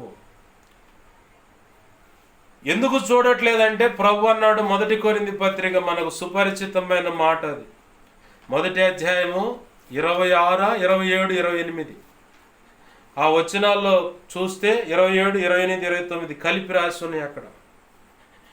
ఎవరంట? వెర్రివారిని, అలాగనే బలహీనులను, అలాగనే నీచులను, తృణీకరింపబడిన వారిని, ఎన్నిక లేని వారిని, వీళ్ళందరిని, ఎందుకంటే లోకంలో ఉన్న బలవంతులు, గొప్పవారు అనుకుంటున్న వారిని పక్కన పెట్టి ఇట్లాంటి వాళ్ళని నిలబెట్టి వాళ్ళకు సిగ్గొచ్చేలా చేయడానికే నిన్ను ప్రత్యేకంగా దేవుడు పిలుస్తుంది. మనమేం చేస్తామంటే, ఈ అప్పులు ఉన్నాయ్యా, ఈ రోగం ఉందయ్యా, ఈ సమస్యలు అయ్యా, పెళ్ళి అయితేయ్యా, నేను ఒక జాబ్లో వెల్ సెటిల్ అయితేనయ్యా, నా చదువు అయ్యా, అయ్యా అయ్యా అయ్యా అయ్యా అని ఇట్లా రకరకాల కారణాలు ఆయనకు చూపిస్తూ ఉంటాం. సర్వసాధారణంగా నేను గమనించినప్పుడు ఒక వ్యక్తిని సేవకు పిలవంగానే ఆ వ్యక్తిలో ఉత్పన్నమయ్యేటువంటి ఒక పరిస్థితి నేను గమనించాను. ఏంటంటే, దేవుడు ఇప్పుడు నిన్ను సేవకు రమ్మంటున్నాడు, దేవుడు సేవ చేయాలనగానే ఇతనిలో కలిగే లేదా ఆమెలో కలిగే భావన ఏంటంటే, టోటల్గా మొత్తం పక్కన పెట్టి, ఏ పని లేకుండా, ఏ సంపాదన లేకుండా, ఇక బ్యాగు సంఖలో పెట్టుకుని ఇక పరిగెత్తాలట్టుకుంటా సేవకి అన్న భావంలోకి చాలామంది వచ్చినప్పుడు పరిశుద్ధాత్మ దేవుడు నాకు చెప్పిన మాటలు ఇవి. అవునా కదా? ఒప్పుకోవాలి. వాస్తవంగా సేవకు రమ్మంటాడు, నాకు మొత్తం మీకు పక్కన పడి. ఎవరు చెప్పారు నీకు మొత్తం మీకు పక్కన పెట్టమని? భక్తి సాధన చేసుకుంటూ దేవుని పని చేయొచ్చు. భక్తి సాధన చేస్తా మరో పక్క జీవన సంబంధమైన ఉపాధి చూసుకుంటా కూడా మొదటిగా ఒక విశ్వాసిగా, పరిచారకు లేదంటే సంఘ పెద్దకి కొనసాగవచ్చు. ప్రభు లేదు, దేవుడు అనుమతిస్తే సంఘాన్ని నడిపిస్తూ పక్క ఏదో పని చేసుకుంటా ముందుకెళ్ళొచ్చు. సంఘం నిన్ను పోషించే పరిస్థితి వచ్చినప్పుడు ఇక నువ్వు పక్కన ఇక ఉద్యోగమో వ్యాపారం ఇవన్నీ పక్కన పెట్టి దేవుని కొరకు నిలబడాలి. అప్పుడు ఎందుకంటే సంఘం నిన్ను పోషించుద్ది కాబట్టి. మరి అట్టయితే మీరు సంఘం పోషించే పరిస్థితి నీకు లేదు కదా, నువ్వెందుకు ఫుల్ టైం సేవ చేస్తున్నావు అంటే, నన్ను ఆ రకంగా అరెస్ట్ చేశాడు, ఏం చేస్తాం మరి? ఎన్ని ప్రయత్నాలు చేసి ఉంటాను నేను, దేవుని పని చేస్తా, ఏదో ఒక పని చేద్దాం, వ్యాపారమా, ఎట్లయినా అడుగులే, ఏదో ఒకటి ముందుకు వెళదామని. ప్రభు నాకు చెప్పింది ఒకటి, నేను నిన్ను పోషిస్తాను, ఏది తక్కువ కాకుండా చూసుకుంటాను, నా పని మీద మనసు పెట్టి నా పని చేయాలి. అట్లానే సరెండర్ అయి ముందుకు వచ్చి ఆయన పని చేస్తూ ఉన్నాను. నాకు తమ్ముడు సలహా కూడా ఇచ్చిండు, ఊళ్ళో పొలం ఉంది, ఇల్లు ఉన్నాయి, సత్తనపల్లిలో కూడా ఇల్లు ఉంది అంటున్నావు కదా, మొత్తం అమ్మేసి తెగ అమ్మేసి 5 వేసుకొచ్చి సేవలో వాడొచ్చుగా, సేవ చేయొచ్చుగా. ఈ ఐడియా కూడా నాకు వచ్చిందబ్బా. రక్షణ పొందిన కాడి నుంచి ప్రార్థన చేశా, నీవు ఆశీర్వదించి ఇచ్చిన ఆస్తులు అవి, వాటి మొత్తాన్ని తెగనమ్మి నీ సేవలో ఖర్చు పెట్టడానికి అనుమతి ప్రభు అని కూడా కొన్ని సంవత్సరాలు ప్రార్థన చేశా. కానీ దేవుడు దానికి అనుమతి ఇచ్చలేదు. అవి గనక చేసి వస్తే నా ద్వారా జరిగింది ఇదంతా నా అహం, గర్వంతో కూడిన మాటలు, మనసు, హృదయం, తలంపులు, ఊహలు, ఆలోచనలు, ప్రవర్తన అన్నీ వస్తాయి. అన్నిట్లోకి ఈ రోగం వచ్చుద్ది. కాబట్టే నీ తర్వాత నీ పిల్లలకు ఉంటాయి ఆ ఆస్తులన్నీ, వాటిని నేను కాపాడుతా. వాటి వ్యవహారం ఎవరైనా అడుగులేసారా, డెత్ కన్ఫర్మ్, అంటే సావు ఖచ్చితంగా. అది ఎవరైనా సరే, దేవుడు చెప్పిన మాటలు అన్నమాట. ఎవరైనా సరే, నువ్వు తప్ప ఎవరైనా సరే దానికోసం ఆశపడ్డారా, వాళ్ళు వీళ్ళని చూడడం, మొత్తాన్ని లేపడిన ఒకటే. అయితే వాటిని నేను కాపాడుతా, నా కనుసన్నలో భద్రంగా ఉన్నాయి. నువ్వు చేయాల్సిన పని ఒక్కటే, మోకాళ్ళు వేసి చేతులు జాపు నా వైపు. నేనే నీ సొత్తు స్వాస్థ్యము, నీవు నా సొత్తు. నీకేది కావాలని నన్ను అడుగు. వాళ్ళ కాడ పోయి చేయి జాపమాక. ఆ మాటలు ఎప్పుడైతే దేవుడు మాట్లాడాడో, ఇక ఆ మాటలు తీసుకొని ఫుల్ టైం సేవ. నేను ఎవరిని అడగను, నా సొంత అభిప్రాయంతో అడుగులు వేసి, నేను అడిగినప్పుడు వాళ్ళ దగ్గర ఉన్న నాకు ఇవ్వాల. విచిత్రం ఏంటంటే, నా కళ్ళ ముందే వాళ్ళకు కావాల్సినటువంటి విలువైన వస్తువులు కొనుక్కున్న సందర్భం కూడా చూశాను. ఆ తర్వాత వాళ్ళు నాతో చెప్పిన మాట ఏంటంటే, అప్పు చేసాం, వాళ్ళ కథలు వాళ్ళు చెప్పారు. నాకు అప్పుడు అర్థమైంది, ప్రభు చిత్తం లేకుండా నేను అడిగినా నా సొంత ప్రయత్నం చేసిన ఏ సాకులు చెబుతారు అని. అప్పటి నుంచి నా తోడ పుట్టిన వారైనా, చివరికి నా కన్న తల్లిని కూడా తొందరపడి నేను అడగనేది కూడా. నాకు ఇది కావాలని ఎప్పుడు అడగను. సేవలోకి వచ్చిన తర్వాత, అంతకుముందంటే అయ్యి అని చెప్పని అడిగాడు. అంతకుముందు నేనే పని చేస్తా, పనిలో ఉండేవాడిని కాబట్టి ఏదన్నా నా దగ్గర నుంచి అన్ని కావాల్సినవన్నీ చూసుకుంటా ఉంటా, ఇట్లా చేస్తూ ఉండే. దేవుడు ఎప్పుడైతే మాట్లాడాడో 1-2 సార్లు నేను టెస్ట్ చేసుకున్న నా సొంత ప్రయత్నం ఎలా ఉంటుందని. ఆ తర్వాత అర్థమైంది, దేవుడు చెబితేనే ఏదైనా. రూపాయి అడిగితే 3 రూపాయలు వచ్చాయి, రూపాయి అడిగితే 2 రూపాయలు, 2 రూపాయలు అడిగితే 3 రూపాయలు, 3 రూపాయలు అడిగితే 5 రూపాయలు, ఇట్లా చేతికి వచ్చిన రోజులు ఉన్నాయి. దేవుడు చెప్పి అడిగితే కాకుండా నా సొంత ప్రయత్నం చేస్తే లేవనే సమాధానం వచ్చింది, లేదా అవమానాలు ఎదురొచ్చింది. ఈ నేర్చుకున్న తర్వాత ఇక సైలెంట్గా ఆయన వైపు చూడటమే. నేను అడుగుతూ ఉంటే, ఎటువైపు నుంచి సహాయం అందిస్తావు, నాకు ఇప్పుడు ఏదన్నా అవసరమా అని చెప్పని. లేమి అన్నది తగిలిన కాలనే వెంటనే దేవుని పాదాలు పట్టుకొని, అంతకుముందు అడగవా అంటే అడుగుతా, అప్పుడు ప్రత్యేకంగా అడుగుతూ ఉంటా, ఏం చేస్తున్నావు ప్రభు అని. నేనైతే ఆయనకి కనెక్ట్ అయ్యాను. మరి నా తల్లి కానీ, తోడబుట్టిన వారు కానీ, లేదా రేపటి దినాన ప్రభు చిత్తంలో వచ్చేటువంటి ఆ జీవిత భాగస్వామి అయినా సరే, పిల్లలైనా వాళ్ళు కనెక్ట్ అవ్వాలిగా. వాళ్ళు నేనున్న ఆధ్యాత్మిక ఆ అంతస్తులో, ఆ పరిపక్వతలో ఉండరు, నాకు తెలుసు. కాబట్టి అప్పుడప్పుడు కొన్ని సమస్యలు ఉంటాయి. ఆ కారణాన్ని బట్టి వాళ్ళు ఎటువంటి వ్యతిరేకత, అభ్యంతరం వ్యక్తం చేయకుండా ఉండటానికే దేవుణ్ణి కదిలిస్తూ ఉంటా. నేనైతే రాజీ పడ్డాను, నువ్వు ఏమన్నా చేయి, ఏదో నువ్వు నన్ను మాత్రం ఆ ఒడ్డుకు చేర్చు, నా తర్వాత తరం మొత్తానికి ఆశీర్వాదాన్ని పంచు. ఆ విషయంలో రాజీ పడ్డా. ఏ రీతిగానే నడిపించినా ఆయనకి తెలియదా, ఆకలితో ఉంటే ఆయన పెట్టడా, ఈ సంగతులన్నీ నాకు అవగాహన అయ్యాయి. కాబట్టి 2017 సంవత్సరం కాడ నుంచి ఇప్పటి వరకు, ఇక ముందు కూడా ఆయనే నడిపిస్తా, పోషిస్తూ ఉన్నాడు, ఏది తక్కువ కాకుండా. అంతకంటే ముఖ్యమైన విషయం ఏంటంటే, పరిస్థితుల్లో ఇమిడిపోవటం అనేది, అక్కడ నేర్చుకునే విషయాలు కూడా నేర్పాడు. గతంలో చెప్పాను కదా, మనం ఆ పరిస్థితుల్లో రాజీ పడడం అని. దేవుడు నడిపించే విధానంలో మనం మాట్లాడుతూ ఉన్నాం కాబట్టి, ప్రభు మనకు తెలియపరుస్తూ ఉన్నాడు. కాబట్టి కొంతమంది అవగాహన ఇలా ఉంటుంది, అమ్మో నేను అన్నీ వదిలేసి దేవుని సేవకు రావాలా అని. అలాంటిది ఏం చెప్పడం ప్రభు. నిన్ను పిలిచినప్పుడు నువ్వు సరెండర్, చిత్తం ప్రభు నేను నీ సేవకు వస్తాను, నన్ను నువ్వు ఏ ప్రణాళిక అనుగుణంగా నువ్వు కోరుకున్నావో, నా పట్ల నీ ఉద్దేశం ఏమైతున్నదో దానికి అనుగుణంగా నన్ను ప్రార్థనలో ఎదిగించు, విజ్ఞాపనలో ఎదిగించు, వాక్యము చదివించు. ఆ వాక్యం చదువుతున్నప్పుడు ఎలాంటి సేవ, ఎలాంటి ఉపదేశం నా నోట నుంచి నీ ప్రజలకు వెళ్ళాలని కోరుకున్నావో అది నాకు అర్థమయ్యేలాగా బోధించు.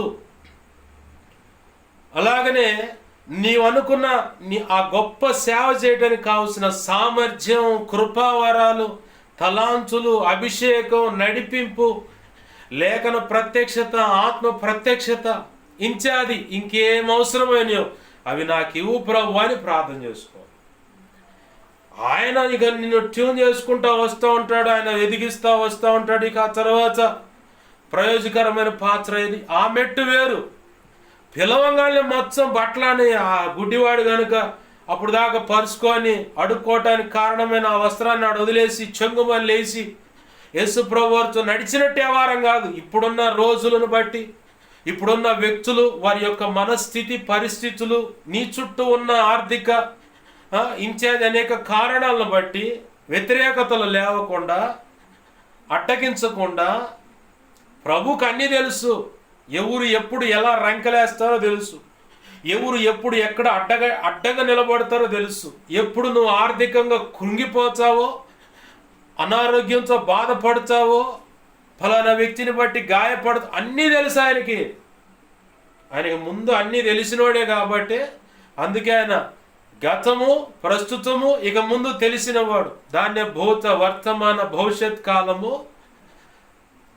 త్రిత్వంగా ఉన్న దేవుడు, 3 కాలాలు ఎరిగిన వాడు నిన్ను పిలుస్తున్నాడు, నువ్వు రా అని. నీ సంగతులన్నీ ఆయనకు తెలుసు. నువ్వు ఎక్కడ బలహీనరాలువో, ఎక్కడ బలవంతుడువో, ఎక్కడ బలహీనుడువో, ఎక్కడ బలవంతురాలువో ఆయనకు తెలుసు. నీ సమస్త బుద్ధి పరిస్థితులన్నీ ఆయనకు తెలుసు. తెలిసి ఆయన ప్రత్యేక నిన్ను పిలుచుకుంటున్నాడంటే నువ్వు సరెండర్ అవటమే. ఇంకేం ఆలోచించవద్దు. ఎందుకంటే నాకు తెలుసు నేను ఎంత బలహీనో, ఎంత పిరికోండో నాకు తెలుసు. అలానే అంత మూర్ఖంగా ఉంటా. మొత్తం అటుగొట్టి ఇటుగొట్టి, అటుగొట్టి ఇటుగొట్టి, ఎక్కడెక్కడ కాక పెట్టాలో, వేడి అనే శ్రమలు పెట్టాలో అన్నీ పెట్టి మెల్ట్ చేసుకుంటా నలగొట్టుకుంటూ తెస్తా ఉన్నాడు. ఈ మెల్టింగు, ఈ ట్యూన్ అంతా సరి చేయటం అంతా ఈ భూమి మీద నుంచి దేవుడు తీసే సమయం దాకా ఉంటుంది. ఇది ఈ అవారం తర్ఫీద్ అనేది ఉంటుంది.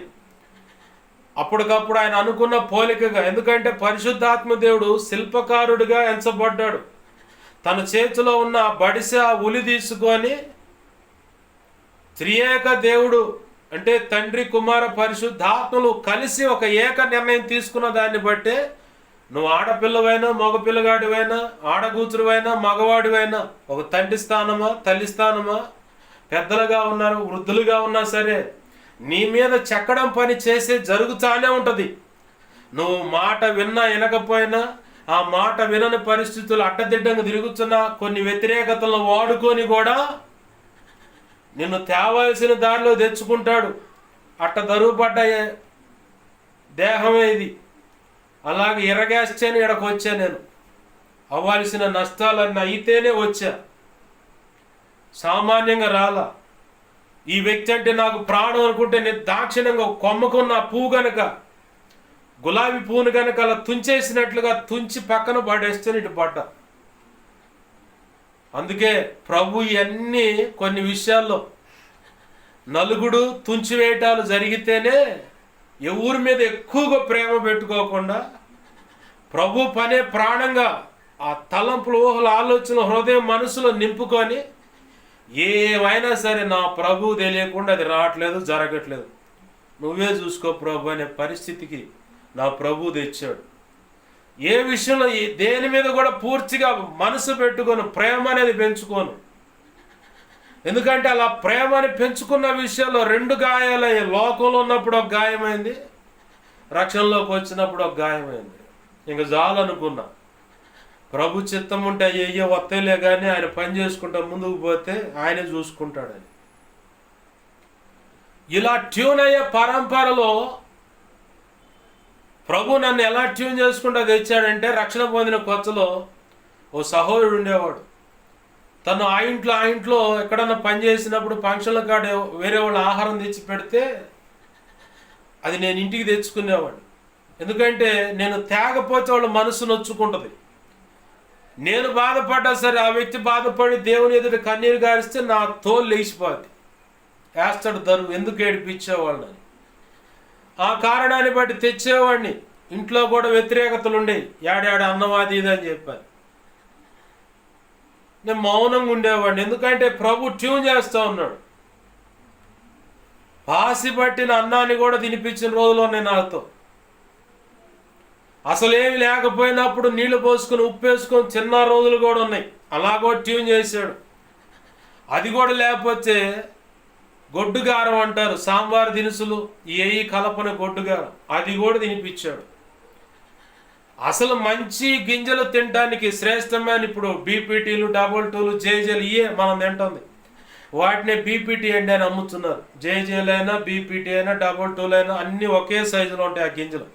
ఇది అదే ఇది కాదని చెప్పని అర్థం కాదు, పండించిన రైతుకు మాత్రమే తెలుస్తుంది. అది మిగతా వాళ్ళు మొత్తం అన్ని బీపీటీ బియ్యమే అని చెప్పని తేంగాలు తెచ్చుకొని సప్పగా తింటా ఉన్నాం. ఏంది ఆ గింజలు కూడా తినడానికి లేకపోతే సర్వ సమృద్ధిలో ఉన్న కాస్త చెంగు పట్టుకొని అమ్మ గ్రూపుల మీద లీడర్లుగా ఉంటూ కాగితాలు రాస్తూ ఉంటే పండు మిరపకాయ పచ్చడి ముద్దలు పెట్టేవాళ్ళు పల్లెటూరులో, చింతకాయ పచ్చడి, నూకలు, కోటా బియ్యం, కారం మెతుకులు, ఏంది వరి పొట్లోకి బండికి పోతే నిద్ర లేకుండా వారాలు వారాలు ఉండటం, చేతుల్లో బొబ్బలు కట్టడం, అన్నీ రక్షణలో రాకముందు అయ్యి రక్షణలోకి వచ్చిన తర్వాత ఇక విచిత్రమైన అనుభవాలు నడిపిస్తూ ఉన్నాడు. సేవలోకి వచ్చిన తర్వాత ఇంకా విచిత్రమైన అనుభవాలు. విశ్వాసులు ఎంత పరీక్షించారో తెలుసా? కౌసు పెట్టులు తెచ్చుకున్నారు వాళ్ళు. పాస్టర్ గారు తీసుకోపోవచ్చా అన్నారు, కాదనలేముగా, సరే ఇనమ్మా అన్న. ఇంటికి తెచ్చుకుంటే అన్నీ కాళ్ళ ముక్కలు, ఈ పనికిరావు అనుకున్న ముక్కలు వేసి ఇచ్చారు. అయ్యే సంతోషంగా అమ్మను కూర చేయమన్నా. ఏంది ఎట్లాంటి ఇచ్చారని నోరుముయి అరవకుండా కూర చేయి, నేను తింటాను. తిన్నాం ఇద్దరం. తెల్లారిన రాచిటన్నం తెల్లారింది, అది కొంచెం వేడన్నం కొంచెం ఎక్కువ మొత్తం మెత్తబడుతూ ఉంది అన్నం. విశ్వాసుల దగ్గరే పరీక్షించబడింది. వాళ్ళు పెడితే తిన్నా కూర్చొని. దేవుడు అనుభవాలు నేర్పే విధానము. ఆ మధ్యకాలంలో ఒక అన్నను చూశాను నేను, పరిచర్లోనే అక్కడ ఈగలు వాల్చా ఉంటే, ఇప్పుడు సేవకుడు అతను. ఆ ఈగలు వాలేది పక్క కట్టని గంటతో కింద నుంచి అన్నం తిన్నాడు. నేను అనుకున్న ఖచ్చితంగా ప్రభువా, ఎట్నే అనుకున్న ఈడి చేత పాసి పట్టిన అన్నం తినిపించావు. ఏ అన్నం? పాసి పట్టిన అన్నం తినిపించావు ఖచ్చితంగా. వీడికి ఆ గతి పట్టుద్ది, సేవకు వచ్చాడు ఖచ్చితంగా, వీడి సేవ తినిపించవు ప్రభువా అనుకున్నా. నిన్న ఇవాళ పగలో దేవుడు మాట్లాడుతున్నాడు, ఖచ్చితంగా తినపోతున్నా తినిపించున్నాను. ఏంది ఏ మెకానిక్ షాప్ ఉందని నెలకు లక్షలు వస్తాయి అని చెప్పని వేరే అవి మొత్తం బీకేస్తున్నా. తన భార్య nurse, government nurse, Chilakaluripet government హాస్పిటల్లో ఆ నర్సు జాబ్ కూడా తీసేస్తున్నా. టోటల్గా జీరోకి తీసుకొస్తా. సేవలో నువ్వు సక్సెస్ అవ్వాలంటే ఈ అనుభవాలు ఖచ్చితంగా నువ్వు ఎదుర్కొంటేనే. ఎందుకు పాస్టర్ గారు అంత కక్ష దేవుడి కంటే? కక్ష కాదు, ఆ బాధ, లేమి, ఇరుకు, ఇబ్బంది, అవమానం, నింద, ఆ పరిస్థితులన్నీ నువ్వు రుచి చూస్తేనే, నీ జీవితంలో అనుమతించబడి అనుభవిస్తేనే అలాంటి పరిస్థితుల్లో ఉన్న వాళ్ళని ఆదరించగలుగుతావు, పక్కన అండగా నిలబడగలుగుతావు, సాధ్యమైతే ధాన్యమో ధనమో ఇచ్చి ప్రోత్సహించగలుగుతావు, విలువైన అనుభవం, మాటలు, వాక్యాన్ని జోడించి ఆ వ్యక్తులను స్థిరపరచగలుగుతావు, ప్రభు కొరకు నిలబెట్టగలుగుతావు, నడిపించగలుగుతావు.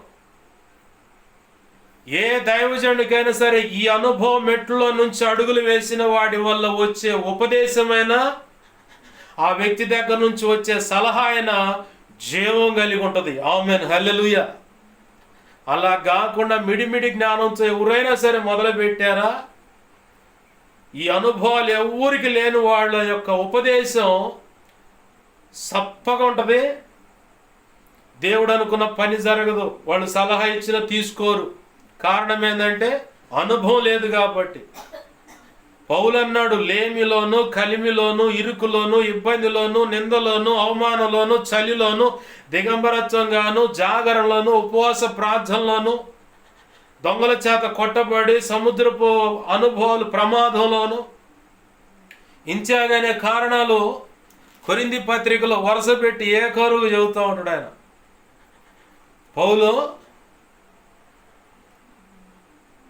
పౌలు ఎదుర్కొన్న అనుభవాలు 2 కొరింథీ 11:23 కాడ నుంచి ఉంటుంది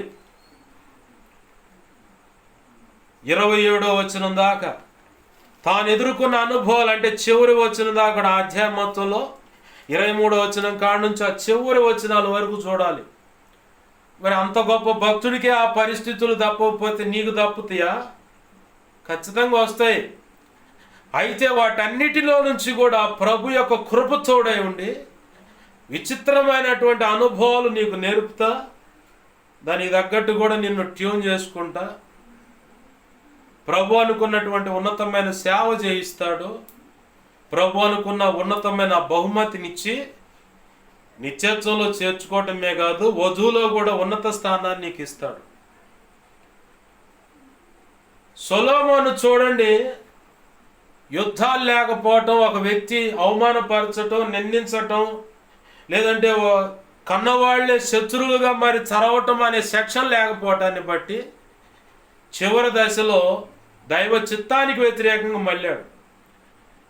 అబ్రహామును గమనించిన, దావీదును గమనించిన, దానియేలు, షడ్రకు, అబేద్నెగో, ఇట్లా ఎవరైతే ఉన్నారో ఇలాంటి గొప్ప గొప్ప భక్తులన్న వాళ్ళ జీవితాలను గమనిస్తే, పౌలన్న వ్యక్తి కానీ, పేతురు కానీ, తిమోతి కానీ, ఇట్లా వ్యక్తులను గమనిస్తే వాళ్ళు శ్రమలలో నుంచే అడుగులు వేసి ప్రభు అనుకున్న ఉన్నతమైన పని చేశారు. ప్రభు అనుకున్న పోలికలోకి వచ్చారు.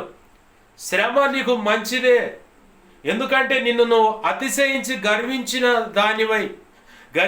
వాడవై ఉండకుండా నిన్ను నువ్వు తగ్గించుకొని ప్రభు కృప మీద ఆధారపడి ప్రభు చెప్పిన మాటకు అనుగుణంగా అడుగులు వేయటానికి ఉపయోగకరమైనవి శ్రమలే.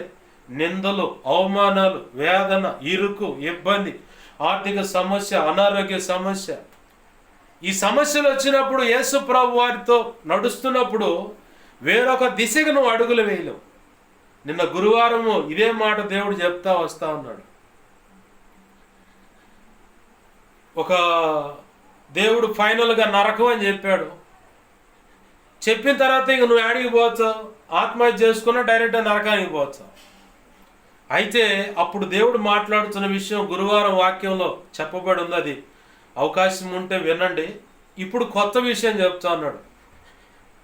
నిన్ను ఫైనల్గా నరకానికి తీసుకెళ్తున్నానని ప్రభువే చెప్పాడు, లేదు నిన్ను తీసేశానని ప్రభువే చెప్పాడు. ఓకే, అలా అని చెప్పని కృంగిపోయి నీరసిల్లి నిన్ను దుఃఖపరుచుకొని నీ ఆత్మను నలుపుకుంటా దేవునికి గాయం కలుగు చేస్తూ ఇంట్లో కుటుంబీకులు గాయం చేసే పరిస్థితి కంటే నేను ప్రభు యొక్క తీర్పును, ప్రభు చెప్పిన మాటను విన్నా, ఇక్కడి నుంచి నా ప్రభు కోసం ఆయన అనుకున్న ఆయుష్కాలంలో నన్ను తీసుకుంటాడు, ఓకే అని అనుకుందాం. ఈ మధ్యకాలంలో నేను చేయవలసిన పని ఏంది? నా ప్రభుని ఎలా మెప్పించాలి? నా ప్రభు సంతోషించే పని ఏం చేయాలి? నిన్ను నువ్వు ఇలా ట్యూన్ చేసుకోవాలి. ఏం చేయాలంటే మొదటిగా ప్రార్థన చేయాలి. ఈయనని అనకపోని ఏదో ఒక కోణంలో నా ప్రభు అనుకున్న జరిగిస్తాడని చెప్పని ప్రార్థన చేయాలి. అనేకుల కొరకు విజ్ఞాపన చేస్తూ ఉండాలి. చాతనైతే ఆర్థికంగా సహాయపడుతూ ఉండాలి. లేదు దేవుడిచ్చిన పరిచర్లు ఇన్వాల్వ్ అయ్యి నీ పని ఎవరేమని అనుకొని ఏమన్నా అనుకొని నా ప్రభు ఇచ్చిన పరిచయం నేను చేయాలి. లేదా ప్రభు చెప్పినటువంటి దైవజనుడిని వెంబడించటమా, పరిచయంలో ఉండటమా, సేవ చేయాలి. ఎందుకు ఈ మాటలు దేవుడు నాకు పరిచయం చేశాడని ఆలోచించినప్పుడు ఇర్మియా గ్రంథంలోంచి, హెస్కేల్ గ్రంథంలోంచి ఇజ్రాయేలీల యొక్క చరిత్ర చూపిస్తా ఉన్నాడు. ఇర్మియా, ఆ కుమ్మరివాని ఇంటికి పో అన్నాడు. ఏమవుతున్నాడంటే కుమ్మరివాడు మట్టి తీసుకున్నాడయ్యా, ముద్ద చేశాడు, ఆ సారపై పెట్టాడు, తన ప్రయత్నం చేస్తూ ఉంటే ఆ పాత్ర రాలేదు, ఇరిగిపోయింది. అది మళ్ళీ ముద్ద చేసి నీళ్లు తట్టించి మళ్ళీ పాత్రగా చేసి పక్కన పెట్టాడంటే, నా ప్రజలు వాళ్ళ యొక్క దుర్మార్గతను విడిచిపెట్టి ఉపవసించి కన్నీరు విడిచి నా వైపు తిరిగి నన్ను వారి పూర్ణమైన హృదయంతో, పూర్ణమైన మనస్సుతో, పూర్ణ బలంతో నా వైపు తిరిగి నన్ను వెతికితే నేను వాళ్ళకు దొరుకుతానయ్యా, ఆ మాట చెప్పుకో అని. మళ్ళీ ఇంకొక మాట కూడా చెప్పిండు. మళ్ళీ కుమ్మరివాని యొక్క పొలంలోకి పంపండి, అక్కడ కాల్చివేయబడ్డ కొండ ఒకటి తీసుకోమని. ఇజ్రాయేలీలు ఎదురుగా పోయి ఆ కొండను తీసి అంతే నేలకి కొట్టు అని. ఇర్మియా మళ్ళీ ఇప్పుడు ఆ కొండను మళ్ళీ యథావిధిగా మంచి కొండగా చేయగలవా అంటే, ఎట్లయితే ప్రభు ముక్కలైతే అంటే, వాళ్ళ విషయంలో నేను ఇలా ఉన్నాను, వాళ్ళ జీవితాలు ఇలా అవుతాయి అని చెప్పు అన్నాడు. ఇర్మియాతోనే 3 సార్లు ఇర్మియా మనసు ఉబకబట్టలేక, ప్రభువా నా స్వజనులయ్యా, నీ బిడ్డలయ్యా, వాళ్ళని రక్షించు రక్షించు అని చెప్పి బచ్చలాడుతూ ఉంటే యేసయ్య అంటాడు, నువ్వు ప్రార్థన చేయమాకు నేను అన్నాడు. మరి ఎననన్నవాడు ఊరుకొని ఉండొచ్చుగా. మళ్ళీ ఇర్మియా దగ్గరకు వచ్చి అంటాడు, తొడ జరుచుకునే గట్టిగా ఎవరిని ఏం చేయలేనప్పుడు ఏదో ఒకటి బాధుతూ ఉంటాం. నేను బాప్తీసం పొందిన కొత్తలో ఓ యవనస్తురాలు అన్న అన్నట్టు తిరుగుతూ ఉంటే ఆ అమ్మాయి వచ్చి ఏదో విషయం అడుగుతూ ఉంటే మంచి బాగా కోపంగా ఉన్నా. అమ్మ నువ్వు ఎల్లు అంటే వినట్లా. వినప్పుడు నా చేత గట్టిగా స్టీరింగ్ మీద కొట్టుకున్నా. అందరూ సంఘంతో వచ్చి ఏమైంది ఏమి లేదు పోండి. ఇట్లా ఏదో ఒకటి, ఒకళ్ళైతే సెల్ ఫోన్ బాగలు కొడతారు, ఒకళ్ళైతే కొండలు బాగలు కొడతారు, కొండలాంటి ఇంట్లో సట్లు. అన్నం తినేటప్పుడే భార్య వచ్చి అన్నం తినేటప్పుడే భర్తకు గాయమయ్యే మాటలు మాట్లాడు. ఇప్పుడు ఆ పళ్ళెం ఆడుంటుంది, ఉంటే ఆ తల మీద లేదంటే ఆ ముఖం మీద ఉంటుంది, లేదంటే ఇసిరి ఒక మూలకాన్ని ఇసిరేస్తారు, కొడుకైనా కూతురైనా. అవునా? మా తాతమ్మ అయితే ఆమె కూతురు ఉంది, బాగా ఇసుగు పుట్టింది అని చెప్పని నిప్పులు తీసి అంతే నెత్తి మీద పోసిందంట. ఇక అదేతో ఆమె కొనుక్కుడు వచ్చింది, తల ఇసుడు తల ఇసురుతూ ఉంటుంది, చెయ్యి కూడా షేక్ చేస్తూ ఉంటుంది. మా నాన్నకి మేనత్తు అన్నమాట. ఏంది, ఒకళ్ళు అట్ట ప్రయత్నం చేస్తారు బాగా ఇసుగు పుడితే. యేసయ్య అంటున్నాడు ఈ ఇజ్రాయేలీల విషయంలో, తొడ గట్టిగా జరుచుకొని బాగా ఏం వల్లేక బిర్రుగా పళ్ళు బిగబెడతాం. ఆ టైపులో ఉండి ఆయన అంటున్నాడు ఇర్మియాతో, నా బిడ్డలయ్యా వాళ్ళు నశించిపోతున్నారు, వాళ్ళ మల్లమనయ్యా, నా వైపు తిరగమనయ్యా అని అంత ప్రేమమూర్తి ఆయన. ఈ విషయాలు గుర్తు చేస్తా ప్రభు అంటున్నాడు, ప్రార్థన చేయమను, విజ్ఞాపన చేయమను, పరిచర్య చేయమను, ఆర్థికంగా సేవకి ఎట్లో కూడా సహకరించమను, నా పక్షంగా నిలబడి సేవ చేయమను, మిగతా నేను చూసుకుంటా. అయితే ఇది బంపర్ ఆఫర్ అన్నమాట. ఆయన ఎదుట నమ్మకత్వాన్ని ప్రదర్శించి అన్న మాట కంటే స్థిరబుద్ధి కలిగి నమ్మకంగా, ఇక దిక్కు లేదయ్యా. ఎందుకంటే నిత్యత్వాన్ని నీకు ఇచ్చేది యేసయ్య మాత్రమే. ఈ లోకంలో చెప్పబడ్డ ఆయన ఆమె అన్న వాళ్ళు ఎవరు ఇయ్యరు. వాడు చెప్పిందంతా ఒకటే, ఎవడు కర్మకు వాడే బాధ్యుడని. నువ్వు పరలోకంలో ఉండాలంటే యేసయ్య ద్వారానే వెళ్ళగలుగుతావు. తండ్రి అయిన దేవునితో నువ్వు సమాధాన పడాలంటే ఇక ఆయన ఒక్కడే మార్గం. నువ్వు ఎన్ని తపస్సులు చేయి, ఎన్ని పూజలు చేయి, ఎన్ని మొక్కుబళ్ళు చేయి, ఎన్ని కొలుపుల్లో దాన్ని ఇస్తా దీన్ని ఇస్తా లేదంటే నరబలేస్తా, ఇక ఏ బలు ఇచ్చినా సరే ఉపయోగం లేదు. ఇంకా పాపాన్ని సంపాదించుకుంటాం, ఇంకొంచెం దేవుని ఉగ్రతను సంపాదించుకుంటాం. నేను అదే అన్న గురువారము నిన్న ప్రసంగంలో, యేసయ్య తప్పనిచ్చి మనకి ఇంక దిక్కేముంది. కాబట్టి భార్య భర్త ఇద్దరు దుమ్ము దన్నుకుంటారు. ఆ ఇంట్లో పోయి అలిగి కూర్చుంటుంది, ఈయన మాత్రం ఏడే ఉంటాడు. కానీ తడవకోసారి వచ్చి ఇంటికి వెళ్ళి చూస్తుంది. పిల్లలేమో అమ్మ నాన్న పిలుస్తుంది, నాన్నకాడికి పో, ఎందుకు రావట్లేదు అంటాడు. నేను రాలే పో ఆడుతుంది. మరి పో అన్నదాన్ని ఇంటికి ఎదురుకు వచ్చి ఎందుకు చూస్తున్నావు? కానీ నా భర్త నేను లేకపోతే ఉండలేడు, నేను వండి పెట్టకపోతే ఆయనకు వండి పెట్టేది ఎవరు? ఇదే భావనతో ఉంటుంది ఆడ కూతురు. ఏంది అంత దన్నుకుని ఇక రానినే నిన్ను లోపలికన్నా కానీ ఆ గడప కాడే పడి కూర్చుంటుంది. దైవజనుడు కలువరి దర్శనం అని జయప్రకాష్ గారు చెన్నైలో సేవ, ఏలూరు అయితే అక్కడ దేవుడు పిలిస్తే అక్కడికి వెళ్ళిపోయారు. వాళ్ళ అక్క ఆయన కూతురు ఉందంట. కూతురు కాదు, వాళ్ళతో పాటు తోడబుట్టిన ఒక అక్క ఉంది. అక్క కాదు, ఈయన కూతురే. కూతురు ఆడుందో క్షమించండి. వాళ్ళ అక్క వాళ్ళ నాన్నగారి దగ్గరికి భర్త మీద అలిగింటికి రాగానే వచ్చే మర్యాదగా నీ భర్తతో రా, లేకపోతే ఆడే జావు అన్నాడు. అట్నే వెళ్ళిపోయిందంట.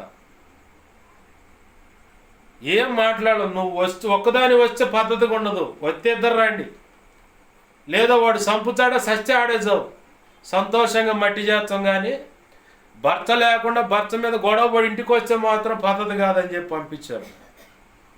ఇప్పుడు ఆ పరిస్థితి ఏంది? ఏమన్నా కానీ ఆడే పడి ఉంటుంది. నా భర్త, నా కుటుంబం, నా పిల్లలు, ఇదే లోకం. ఏసై దగ్గర కూడా నువ్వు అంతే ఉండాలా. నేనైతే అదే ప్రార్థన, దుమ్ము కొట్టైనా సరే నన్ను అంగీకరించాలి, నువ్వు నిర్ణయించిన ఆశీర్వాదం నాకు ఇవ్వాలి, నాకు ఇంకా దిక్కులేదు. నేను చాలామందిని చూసి ఈడ లాటరీ వేస్తారు ఏసై దగ్గర అన్యులు, తిరిగి మళ్ళీ లోకల్. నేను ఒక అన్న చెప్తాన్నాడు, సమోసా పాయింట్ అన్న, పలానా టీ స్టాల్ అతను రక్షణ పొందాడు, మందిరం పోతున్నాడు, ఇప్పుడు అయ్యప్ప మాలేశాను అన్న.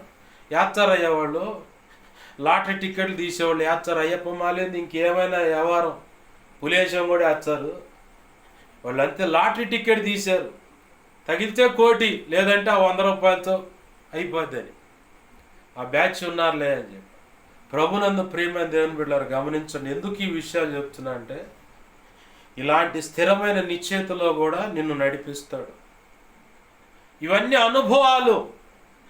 అనుభవాల నుంచి తీసుకువెళ్తాడు సేవ అంటే.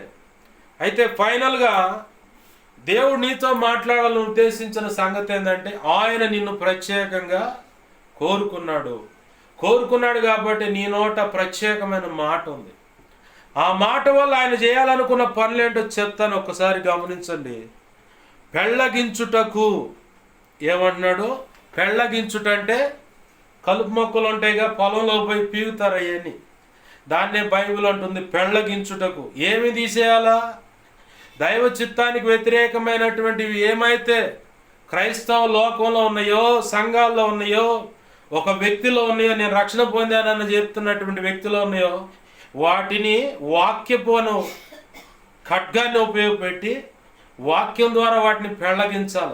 అది కూడా ప్రభు కృపను బట్టి వివేచనాత్మను పొంది, వివేచన పొంది నైపుణ్యంగా దాన్ని తీసేయాలి. ప్రభు అంటాడు కదా, కలుపు మొక్కలు గోధుమల మధ్యలో గురుగులు ఎట్టొచ్చినాయి, పోయి లాగుతామంటే ఆగు, కోతకాలం దాకా వాటిని ఉన్నాయి, అప్పుడు నేను వేరు చేస్తాను. అంటే వాళ్ళని ఎందుకు ఆగమనంటే మొత్తం కలిపి బీగితే గోధుమలు కూడా వస్తాయి. అయితే ఇక్కడ మనం పెళ్ళగించే విషయంలో దేవుని దగ్గర వివేచన ఆత్మను పొందుకొని ఆ పెళ్ళగించే వారం సంఘంలో అయినా, బోధలో అయినా, ఒక వ్యక్తులు అయినా సరే, ఒక కుటుంబంలో అయినా సరే, ఆ పెళ్ళగించే దేవునికి వ్యతిరేకమైన, లేఖన కాంతిలో దైవ చిత్తానికి వ్యతిరేకమైన అన్నదాన్ని పెళ్ళగించే విషయంలో ఆయన కృప పొందుకొని దాన్ని చిన్నగా ఆయన సహాయంతోనే తీసేయాలి. ఇది మొదటగా నీకు చెప్పిన పని. రెండవది విరగగొట్టుటకును. విరగొడతామంటే కొన్ని విరగొట్టే ఉంటాయి.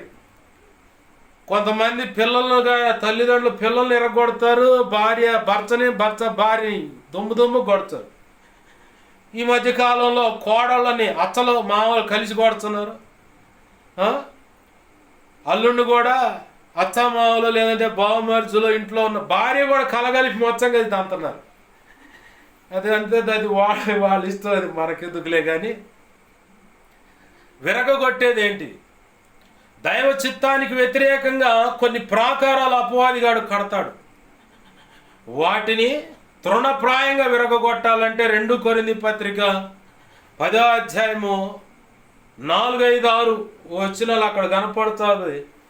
మేము దైవ చిత్తానికి వ్యతిరేకమైన ఆ దుర్గములను, దుర్గం అంటే కొండ, దుర్గము అంటే కొండ, అక్కడ రాసి ఉంటుంది, మా యుద్ధోపకరణలు శరీర సంబంధమైనవి కావు కానీ దేవుని ఎదుట దుర్గములను పడద్రోయజాలినంత బలము కలవై ఉన్నాయి. పడద్రోయటమైనా విరగొట్టటమైనా దగ్గర అర్థం వచ్చే మాటలే. మరి ఆయుధాలు ఏంటి అంటే, కనబడని ఆయుధాలు ఏంటి అంటే, ఎఫెసీ పత్రిక 6వ అధ్యాయం 10, 11, 13 నుంచి 18 వచనాల్లో సర్వాంగ కవచం అను యుద్ధోపకరణాలు ఉంటాయి. వాటిని నాకు ఇవ్వు ప్రభు అని చెప్పి ప్రభు పాదాలు పట్టుకొని పొందుకొని, ఇక దైవ చిత్తానికి వ్యతిరేకమైనవి బోధైనా, అపవాదిగాడు కట్టిన గోడలైనా కంచెలైనా ఏమైనా విరగొడతామే. ఆ కృప కూడా దేవుని దగ్గర పొందుకోవాలి. ఈ పని కూడా నువ్వు చేయాలి. 3వదిగా నశింపజేయుటకును. అంధకార శక్తులు ఉంటాయి, అపవాది సంబంధించిన శక్తులు ఉంటాయి. వాటన్నిటి మీద మత్తయి 10వ అధ్యాయం 7, 8, 20 వచనాల్లో ప్రభు ఇచ్చిన అధికారం ఉంది. అక్కడ మత్తయి సువార్త 10వ అధ్యాయం 1వ వచనం 7, 8 వచనాల్లో ప్రభు ఇచ్చిన అధికారాలు ఉన్నాయి. నాకు కూడా ఇవ్వు ప్రభు ఆ అధికారాలు. అలాగనే 1 కొరింథీ 12వ అధ్యాయం 7 నుంచి 11 వచనాల్లో కృపావరాలు ఉన్నాయి. అవి కూడా కావాలా నశింపజేయడానికి. అవి కూడా నాకు ఇవ్వు ప్రభు అంటే ఖచ్చితంగా ఇస్తాడు. ఈ 3వ పనిగా నశింపజేయుటకు అనేది. అలాగనే పడద్రోయుటకును కట్టుటకును. పడద్రోసే విషయం అంటే, బోధలో కొంతమంది క్రీస్తేసే మూలరాయి ఉండగా అపోస్తులు ప్రవక్తులని పునాది మీద కొన్ని సంఘాలు గడుతూ ఉంటే, కొన్ని ఆ పునాదిని పక్కన పెట్టి వీళ్ళ మస్తిష్కం అంటే మెదడులో, మనస్సులో, హృదయంలో పుట్టిన అభిప్రాయాలకు అనుగుణంగా పునాది వేసుకుంటూ పోతూ ఉంటారు. ఆ పునాదిని పడగొట్టి లేఖనపు కాంచులో చూపించాల. క్రీస్తేసే మూలరాయి ఉండగా పిలుపు పత్రికలో నా మాట ఉంది, 2వ అధ్యాయము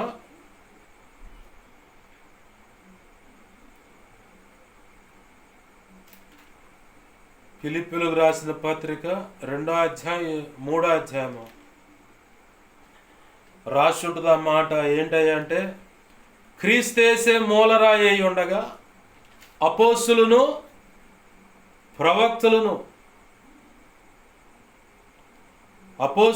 ప్రవక్తలను స్థిరపరిచిన పునాది మీద మీరు కట్టబడుచున్నారు.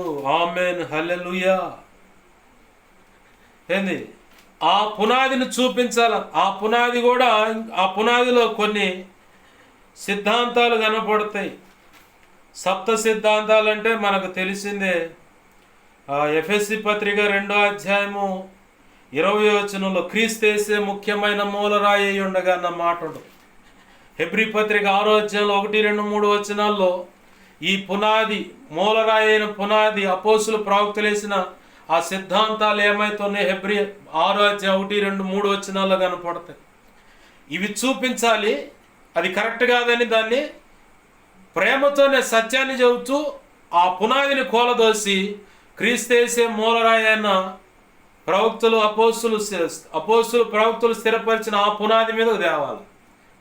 అప్పుడే ఆ సంఘం నిలబడుతుంది. అప్పుడే ఆ సంఘం అగ్నిలో పరీక్షించబడ్డ నిలబడుతుంది, శుద్ధ సువర్ణంగా ఉంటుంది. ఈ పని కూడా దేవుడు నీకు అప్పచెప్పాడు.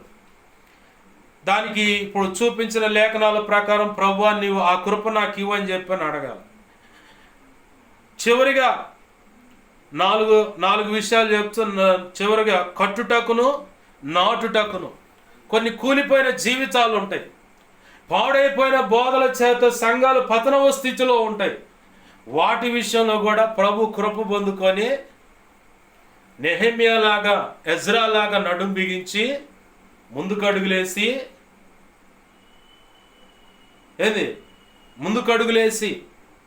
పతనము చేయాలనుకున్న అపవాది యొక్క కోటగోళ్ల ప్రయత్నాలు కూడా కొందరి జీవితాలను పతనం చేయడానికి పూనుకుంటాడు వాడు. వాటి విషయంలో కూడా ప్రత్యేకంగా ఉపవసించి దేవుని పాదాలు పట్టుకొని నువ్వు ముందుకు అడుగులేయగలిగితే నువ్వు సంఘాన్ని కట్టగలుగుతావు, వ్యక్తులను కట్టగలుగుతావు, కుటుంబాలు కట్టగలుగుతావు. అలాగే పడిపోయిన యొక్క ప్రాకారాలంటే ప్రాకారము అన్నది చుట్టూ కంచె, అంటే ప్రాకారం అనేది ప్రార్థనకు సూచనగా ఉంటుంది, విజ్ఞాపనకు సూచనగా ఉంటుంది. కట్టగలుగుతావు, ప్రార్థనా పనులు కట్టగలుగుతావు. నెహెమ్యా ఎక్కడో బయలుదేరాడు, యెరూషలేం పట్టణాన్ని కడతానికి, దేవాలయాన్ని కడతానికి, రెండు ఉన్నాయి పాడైపోయి. ఆ పట్టణం చుట్టూ ముందు ప్రాకారాన్ని కట్టాడంటే ప్రార్థన నిలబెట్టుకున్నాడు, విజ్ఞాపన చేసి యోధులు నిలబెట్టుకున్నారు. వాళ్ళు ఒక చేత్తో పని చేస్తున్నారు, మరొక చేతిలో ఖడ్గాన్ని పెట్టుకొని ఉన్నారని నెహెమ్యా గ్రంథం సాక్ష్యం ఇస్తుంది. ఖడ్గం అంటే వాక్యము, రెండంచులోనే వాక్యం అనే ఖడ్గం అని హెబ్రీ పత్రిక 4:12 ఉంది ఆ మాట. ఖడ్గము ఇలాగ నువ్వు పొందుకోవాలి. అలాగనే ఇంకొక మాట ఏమన్నాడు, 5వది 6వది నాటుటకును. నాటటం అంటే ఒక వ్యక్తిని ప్రయోజకరమైన పాత్రగా సిద్ధపరచటం. నాటడం, మొక్కను తీసుకెళ్ళి ఎందుకు నాటుతాడండి పొలంలో రైతు? ఆ మొక్క చక్కగా ఎదగాలని కావలసిన ఎరువు అన్ని దేవుడు ఇస్తాడు. అంటే రైతు అంటే దేవుడికి లెక్కలో పెట్టుకోవచ్చు. అక్కడ ఆ మొక్కను తీసుకెళ్ళి పొలంలో నాటేది ఎందుకంటే దానివల్ల ప్రతిఫలం పొందాలని. అది ఏపుగా వస్తే, ఇప్పుడు తల్లైన తండ్రైనా కడుపును పుట్టిన బిడ్డల విషయంలో కలలుగా అంటారు, నా బిడ్డ అంది చేతికి వస్తే వాడు ఒక ప్రయోజకుడు అయితే, ఆ అమ్మాయి ఒక ప్రయోజకురాలైతే, నేను మధ్య వయసుకు వచ్చినప్పుడు నాకు అన్ని విధాల చేయూతగా ఉంటారు, సహాయపడతారు, ఏదో పనిచేసి కొంతలో కొంత నాకు లాభప్రాప్తి కలుగు చేస్తారు, ఆర్థికంగా ఊతం ఇస్తారు, అన్ని విధాలుగా నిలబడతారు, అండగా ఉంటారని వాళ్ళ కడుపు కట్టుకొని వాళ్ళ అభిరుచులని చంపుకొని వాళ్ళు విలువైన వస్త్రాలు కట్టుకోకుండా నీకు విలువైన వస్త్రాలు, శ్రేష్టమైన ఆహారం, వాళ్ళ కష్టార్జితమంతా తెచ్చి నీకు చదువుకై ఇంకించా దేనికో పెట్టుబడి పెట్టిన దాన్ని బట్టి నీవు ప్రయోజకరమైన పాత్ర అవుతావు, వాళ్ళకు ఉపయోగపడతానే కదా. యేసయ్య కూడా అంతే. నీకు ఒక వ్యక్తిని అప్పచెప్పినప్పుడు ఆ వ్యక్తిని నాటాల. నాటినప్పుడు ఆ వ్యక్తి ప్రయోజకరమైన పాత్రే, ఫలములు ఇచ్చేటువంటి సేవా పాత్రగా సిద్ధపరచాలి. ఇది అంత మాత్రమే కాకుండా ఆయన అంటాడు, ఇంకో మాట అంటాడు. ఏ మాట అది? ఈ దినమున జనముల మీదను రాజ్యము మీదను నిన్ను నియమించి ఉన్నాను. ఆమెన్, హల్లెలూయా. జనముల మీద నియమించటం ఏంది, రాజ్యముల మీద నియమించటం ఏందంటే ఓ వ్యక్తికి దేవుడు చెప్పమన్న విషయాన్ని నువ్వు చెప్పాలా, సరి చేసుకోకపోని. వాళ్ళ మీద అధికారం నీకు ఇస్తాడు, వాళ్ళు నీకు లోబడేలా చేస్తాడు. ప్రారంభంలో వాళ్ళు వ్యతిరేకంగానే ఉంటారు. ఆ వ్యతిరేకతలోనే దేవుడు నీ పక్షంగా ఉన్న సంగతి వాళ్ళకి అర్థమైంది. ఈ వ్యక్తికి వ్యతిరేకంగా నిలబడితే ఈలాగా నష్టం అవుతుంది, ఇంత దరువు పడుతుంది, ఇంత అనారోగ్య కారణం, సాధ్యమైతే ఒక సమయంలో నీ విలువేంటో తెలియటానికి ఒక వ్యక్తి ప్రాణాన్ని కూడా తీసేస్తాడు. అప్పటికి వాళ్ళ దుర్మార్గత సంపూర్ణమై ఉంటుందండు.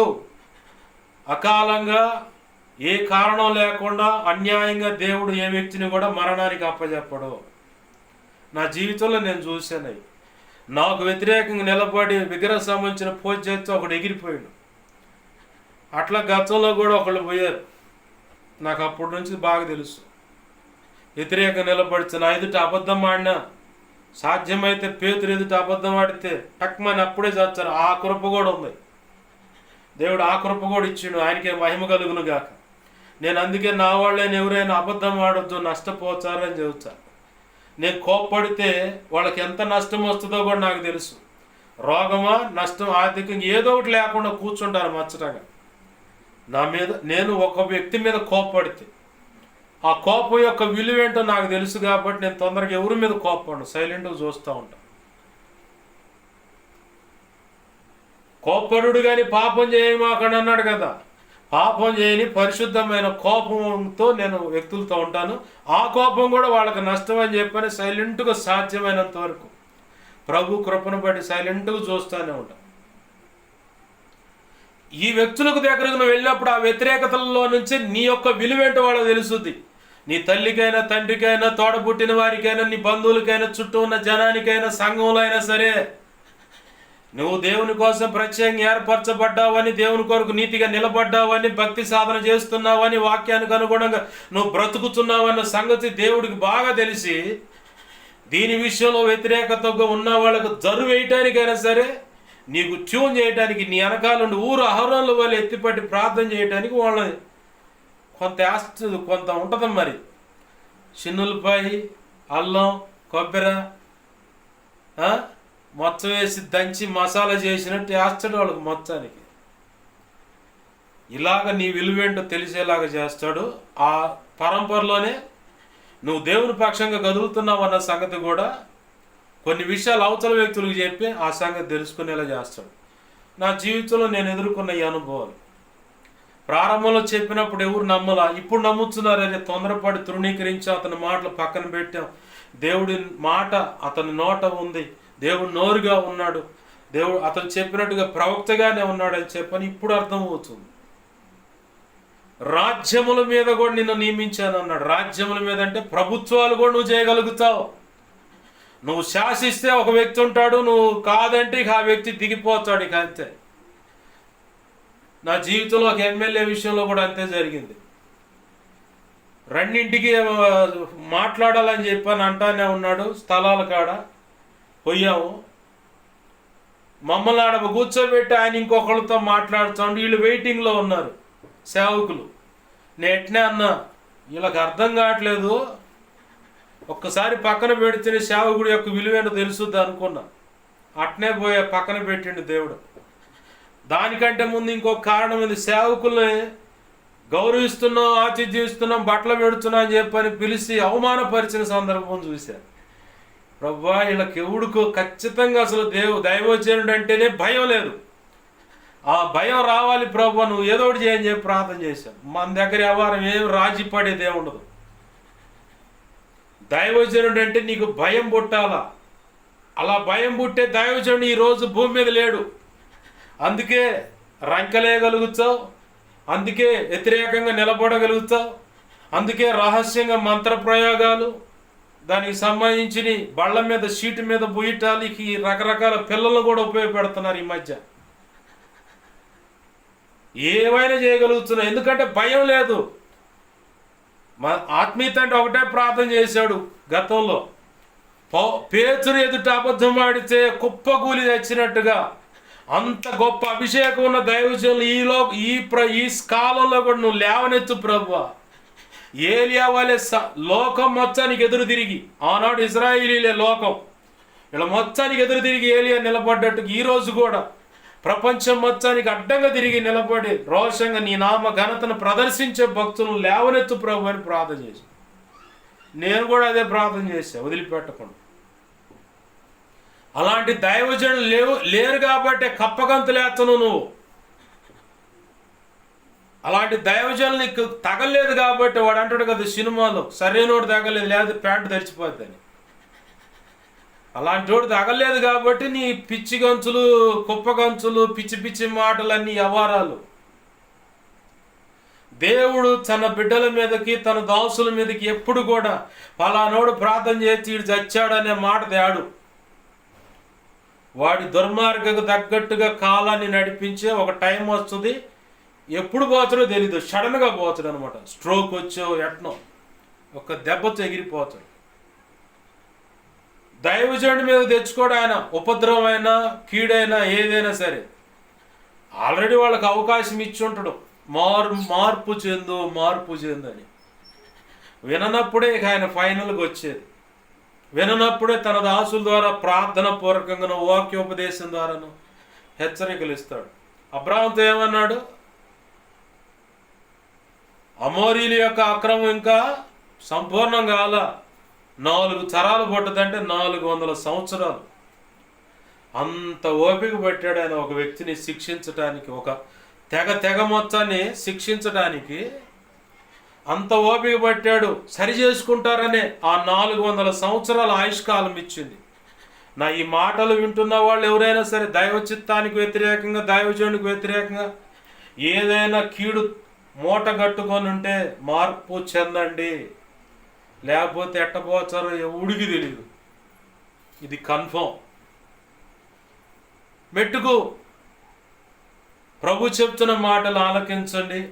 నువ్వు ఒకవేళ దేవుని ప్రణాళికలో ఉన్నట్లయితే, దేవుడు నిన్ను పిలుస్తున్నట్లయితే, ఆయన నువ్వు పుట్టక మునిపే నీలో ఈ సామర్థ్యాలు ఉన్నాయి, ఈ పని చేయించుకోవాలనే ఎరిగిన వాడై నిన్ను ఈ భూమి మీదకి ఆడపిల్లగానో మగవాడిగానో ఓ యవనస్తులుగానో మధ్య వయస్కులుగానో పెద్దలుగానో ఉంచాడు. అందుకే చెబుతున్నాడు, నీలో ఉందా సామర్థ్యం. అయితే నిన్ను నువ్వు చూసుకుంటే దొరకదు అది. ఆయన పాదాలు పట్టుకొని ప్రార్థన చేస్తూ కృప మీద ఆధారపడి ఆయన మీద ఆనుకొని ఆయన ఆలోచన మాట చొప్పున ఆత్మ చొప్పున నువ్వు అడుగులు వేయగలిగితే ఖచ్చితంగా ఉన్నతమైన బహుమానము నిత్యత్వంలో సంపాదించుకోగలుగుతావు. భూమి మీద సక్సెస్ అయినటువంటి సేవ చేసి చరిత్రలోకి ఎక్కిన వాళ్ళందరి జాబితాలో నువ్వు కూడా చేరతావు. ప్రభు తన కృపను బట్టి కృప మనందరికీ అనుగ్రహించునుగాక. రండి ఆయన పాదాలు పట్టుకొని ప్రార్థన చేద్దాం. నీతో దేవుడు ఏమేమి విషయాల్లో మాట్లాడాడో ఆ మాటలను బట్టి దేవుని పాదాలు పట్టుకో. ఒకవేళ ఇంకా అనేక కారణాలు చూపిస్తూ ఆయన మాట వినకుండా పెడచేవి అంటారు కదా, అట్లా అడుగులు వేస్తుంటే క్షమించమని అడుగు.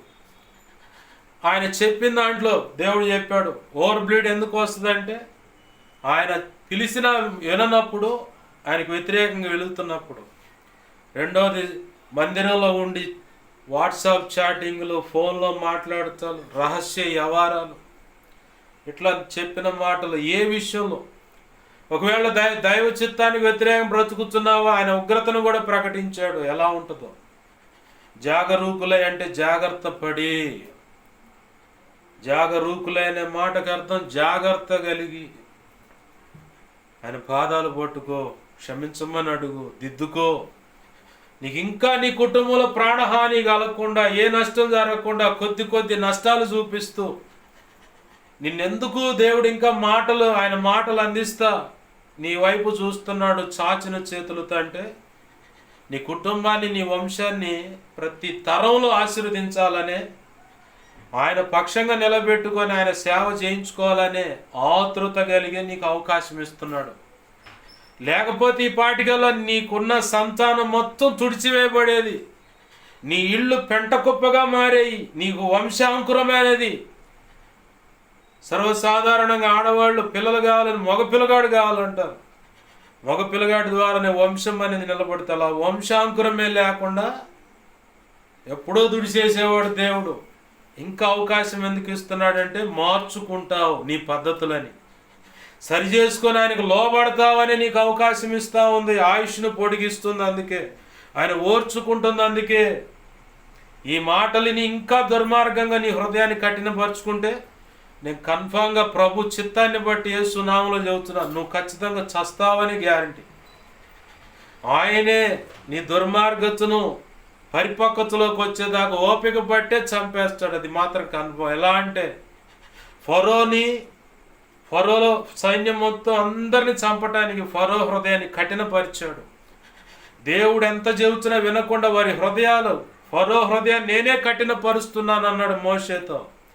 ఎందుకని ప్రభు అంటే ఫరో యొక్క సామ్రాజ్యంలో దేవుడు అంటే ఏంటో తెలియాలని, దేవుని బిడ్డల విషయంలో శ్రమ పరిస్థితి ఎలా ఉంటుందన్న సంగతి తెలియాలని.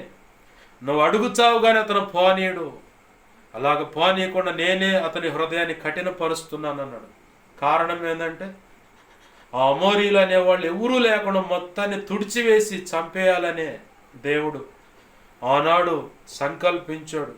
ఈరోజు మరి ఐగుప్తులో ఉన్న వాళ్ళ సంగతి ఏంటంటే ఫరోతో కలిసి రాకుండా వేరే ఉన్న ప్రజలే ఇప్పుడు ఐగుప్తులుగా ఉన్నారు. ఫరోతో చేయగలిపి నడిచిన వాడు మొత్తం ఎర్ర సముద్రంలో చచ్చారు. దేవుడే ఫరో హృదయాన్ని, అతనితో పాటు చేతులు కలిపిన వారందరి హృదయాలను కఠినపరిచాడు. కడుపును పుట్టిన కొడుకు చస్తే గాని, మొట్టమొదటిగా పుట్టిన ఆ కొడుకు చనిపోతేనే కానీ ఫరో హృదయం మారలేదు. ఇక వెళ్ళండి అన్నాడు. అంత ఘోరమైన పరిస్థితులకు వెళ్ళమాక సహోదరుడా, సహోదరి, దేవుని పాదాలు పట్టుకో. ఆయన లైన్లోకి వచ్చాడంటే ఇక ఆయన మొదలు పెట్టాడంటే ఇంకేముండదు. ఏమో ఈ మాటలే నీకు చివరి అవకాశాలేమో, ఈ మాటల తదనంతరం నువ్వు నీ పద్ధతి మార్చుకోకపోతే ఇక నిన్ను ఇంటి ముందు ఆ శవ బాక్సులో, ఆ ఏసీ బాక్సులో పెడతారేమో, ఆ తర్వాత భూస్థాపనకు అప్పచెబుతారేమో. ఎవడు ఆయుష్ ఎప్పుడు పుట్టుక్కమని రాలిపోద్దో తెలియదు. ఈ మాటలే నీకు చివరి అవకాశాలేమో, మార్చుకోకపోతే ఆ తర్వాత రోజు నీకు ఉండదేమో. జాగ్రత్త సుమే. దేవుని పాదాలు పట్టుకుని క్షమాపణ అడుగు. దేవా, నా పొరపాట్లు ఒప్పుకున్నాను, క్షమించాయంటే ఆయన పాదాలు పట్టుకో. ఆయన నిన్ను పిలిచాడు, ఆయన పనికి సరెండర్. దేవుడు అంత ఉన్నతమైన ఆశీర్వాదం ఇవ్వడానికి నిన్ను పిలుస్తున్నాడు. ఆ వంక ఈ వంకలు చెప్పమాక, ఆ కారణాలు ఈ కారణాలు చూపించమాక. ఆయనకు తెలియదా నీ సంగతి అంతా? తెలిసే పిలుస్తున్నాడు ఆయన. రండి ప్రార్థన చేసుకుందాం. ప్రేమగల మా తండ్రి, నీకు వందనాలు, కృతజ్ఞతాస్తుతులయ్యా. ఈ మాటలిని నీ పిలుపు కలిగిన వారు ఎందరూ సరిచేయబడి నీ మాటకు లోబడి నేను నీ పనికి వస్తానయ్యా అని తీర్మానం చేసుకున్నారో వారి తీర్మానాన్ని అంగీకరించండి. రోగము పరిస్థితులను బట్టి ఎందుకయ్యా అని ఇట్లా అనుకున్న వాళ్ళు తప్పేంటో తెలుసుకొని పశ్చాత్తాపడి కన్నీరు విడుస్తూ ఈ వాక్యం విన్న అనంతరం ఉపవసించని నిన్ను బతిమలాడుకొని సరి చేసుకోవడానికి కూడా అవకాశం ఇవ్వండి. అలాగనే నీ చిత్తానికి వ్యతిరేకంగా దుర్మార్గంగా బ్రతుకుతూ మాంత్రిక విద్యలని, దైవజనుల విషయంలో, సేవకుల విషయంలో దేవా ఇదిగొత్తండి, సేవ విషయంలో వ్యతిరేకంగా నిలబడి బ్రతుకుతున్న వారి విషయంలో కూడా చెబుతున్నావు. ఈరోజే ఈ మాటలు విన్న తర్వాత నెక్స్ట్ డే నీకు ఉండకపోవచ్చేమో, తెల్లవారితే నువ్వు ఉండొచ్చు లేదా చావచ్చు, తెలియదు అని అంటున్నావు. మరి ఎవరి విషయంలో అలా ఉందో మాకైతే తెలియదు. కానీ ప్రభువా, వారు సరి చేసుకోవడానికి సహాయం చేయి. పశ్చాత్తాపడి నీ వైపు మళ్ళుకోవడానికి సహాయం చేయండి అయ్యా. అయ్యా, వారికి అవకాశం కల్పించమని అడుగుతున్నావు. ఇదిగో నువ్వు నిర్ణయించిన నిర్ణయం ప్రకటించినటువంటి ఆ వ్యక్తుల విషయంలో కూడా ఇర్మియా ద్వారా ఇజ్రాయేల్ విషయంలో దేవుడు నడుచుకున్న విధానం గమనించండి అని సెలవిస్తున్నావు. ప్రభువా, బ్రతికినంత కాలం వారు విధేయులై నీ చేత అంగీకరింపబడి నిత్యత్వాన్ని సంపాదించుకోవటానికి, నువ్వు నిర్ణయించిన బహుమతి సాధించుకోవటానికి కృపనివ్వయ్యా. ఈ మాటలు మా హృదయాల్లో పదిలపరచమని, నీ వాక్యాన్ని హెచ్చించుకుంటూ నీ నామాన్ని గణపరుచుకుంటూ 2 తిమోతి 1:12 ప్రకారం నన్ను మమ్మల్ని చేతులకు అప్పచెప్పు. సమస్త విషయాలు కృప దయచేయ. అయా, కలలో నిద్రలో దర్శన స్వప్నాలు చూపించబడ్డ సమస్త చీకటి శోధనటి ప్రభు, ఈ మహాపునరుద్ధాన శక్తిని బట్టి, సిలువ రక్తాన్ని బట్టి నాకు మా మీద ఇంకెవరు మీకు చూపించిన అటన్నిటిని బంధిస్తున్నాం, లయపరుస్తున్నాం. బంధించి లయపరిచిన కృతజ్ఞతాస్తుతులు, కృతజ్ఞతాస్తుతులు, కృతజ్ఞతాస్తుతులు. నా కోసం, మా కోసం దేవా, నాకు మాకు మా మీద ఇంకెవరికైనా కలలో నిద్రలో దర్శన స్వప్నాలు చూపించబడ్డ సమస్త మంచి కళ్ళు, మంచి దర్శనం, మంచి స్వప్న నిద్రలో చూసిన సమస్త మంచి యేసు నామములోని మహాపునరుద్ధాన శక్తిని బట్టి, సిలువ రక్తాన్ని బట్టి త్వరపెట్టావు జరిగేలాగా దేవా, త్వరపెట్టావు జరిగించండి, నెరవేర్చండి. త్వరపెట్టావు జరిగేలా చేసి నెరవేర్చిన కృతజ్ఞతాస్తుతులు, కృతజ్ఞతాస్తుతులు, కృతజ్ఞతాస్తుతులు. మా నిమిత్తం ప్రార్థించండి అని ఆ రీతిలో అడిగిన వాడు. మా కోసం మా సంగతి దైవజనుడు తెలియపరి ప్రార్థన చేయండి. దైవజనుడు ద్వారా మా సంగతి తెలియపరచమని అడిగి ప్రతి ఒక్కరు అవసరత నీ కృప చేత తీర్చండి. నా కోసం, పరిచర్య కోసం గతంలో ఇప్పుడైనా ఉపవసించి ఆ రీతిలో ప్రార్థిస్తున్న బిడ్డలు దీవించండి, దర్శించండి, రక్షించండి. ఆధ్యాత్మిక, భౌతిక, ఆర్థిక, ఆరోగ్యపరం కొలతలేని దీవెలించి బలపరిచి అభిషేకించి నీ సేవలు గొప్పగా వాడుకోండి. అనేక రకాల సమస్యలు చెప్పిన వారి సమస్యలను పరిష్కరించండి. దేవా, ఈ రోజు నుంచి ఆ డిగ్రీ ఎగ్జామ్స్ రాస్తున్న బిడ్డల విషయంలో కృపద ఇచ్చి, అలాగే ఇంటర్మీడియట్ ఎగ్జామ్స్ రాస్తున్న, ఇంకా పై తరగతులు, కింది తరగతులు చదువుతున్న ఎగ్జామ్స్ ఉన్న బిడ్డలు తోడే ఉండే చక్కగా ఎగ్జామ్స్ రాసి పాస్ అయ్యి మంచి జాబ్ సంపాదించి వెల్ సెటిల్ అవడానికి సహాయం చేయండి. దేవా, నవంబర్ మరి ఈ మాసంలో 16, 17, 18 తారీఖులో జరిగే ఆ కూటాలు ఆశీర్వాదకరంగా జరిగించి ప్రతి అవసరత ఆర్థికంగా అన్నీ మీరే సదుపాయాలన్నీ సమకూర్చిన ఘనంగా జరిగించు. పాటల పరిచయలు, పుస్తక రచన విషయంలో పరిచయలు నువ్వు తోడని చక్కగా జరిగించు. సహాయం చేయమని ముందున్న అయా ఈ వారంలో ఉన్న సంఘక్రమాలు దేవునికరంగా జరిగించి నీ నామాన్ని గొప్ప చేసుకోమని ప్రార్థనలు ఏకీపిస్తున్నారు. అందరిని దీవించి ఆశీర్వదించి చేతులకు అప్పచెప్తారు. యేసయ్య నామములోనే ప్రార్థించి సమస్తం పొందుకొని నీ నామాన్ని గొప్ప చేసుకొని నీకు అప్పచెప్పుకున్నాం మా తండ్రి. ఆమేన్. ఇప్పుడు మన తండ్రి అయిన దేవుని ప్రేమయు, ఆయన ప్రియకుమారుడైన యేసుక్రీస్తు వారి కృపయు, పరిశుద్ధాత్మదేవుని అన్యోన్య సహాయ సహవాసము సమకూడిన, అలాగే ఈ ప్రార్థనలు ఏకీపిస్తున్న, ఇక ముందు ఏకీపించబోతున్న, అలాగనే సార్వత్రిక సంఘంలో ఉన్న సకల పరిశుద్ధులకు ప్రభు ప్రేమించి ఇచ్చిన ఈ పరిచర్య ప్రాంతం సంఘాలు, సంఘ బిడలు, సహకారులు, ఆయా రీతులుగా ఉన్న బిడలు అందరి విషయంలో ప్రార్థన చేస్తున్న బిడలకు, సోషల్ మీడియా ద్వారా వాక్యాలు విని బలపడి వెంబడిస్తున్న వారి, నువ్వు చెప్పిన దాన్ని బట్టి వెంబడిస్తున్న సేవకులు, సంఘ పెద్దల, పరిచయ విశ్వాసులకు, కలిగిన సమస్తానికి, పసివారి పెద్దలకు, చరస్థిరాస్తులకును నిత్యత్వము చేరు పర్యంతం సదాకాలం చూడని నడిపించి కాపాడును, వర్ధిల్ల చేసి ఆశీర్వదించి ప్రభు అనుకున్న పని జరిగించి ఆయన మాత్రం మహిమ పొందునుగాక. ఆమేన్. యేసు రక్తంలోకి ప్రవేశ రక్తంలోకి ప్రవేశనామను సంపూర్ణమైన విజయం కలుగునుగా. ఆమేన్. అపవాది వాడి దోతలు, చీకటి, అంధకార శక్తులు, క్రియలు అవెంత ప్రమాదకరం మాదిరి ప్రయోగం, వాటి అన్నిటికీ అనంతనాశనం, సర్వనాశనం, నిత్యనాశనం కలుగునుగాక. యుద్ధం యెహోవాది. యేసు రక్తమునకి జయము, జయము, జయం. ఆమేన్. హల్లెలూయా, హల్లెలూయా, హల్లెలూయా. అందరికీ వందనాలు. ప్రభు యొక్క మహా ఉచిత కృప మనందరికీ తోడే నడిపించునుగాక. ఆమేన్.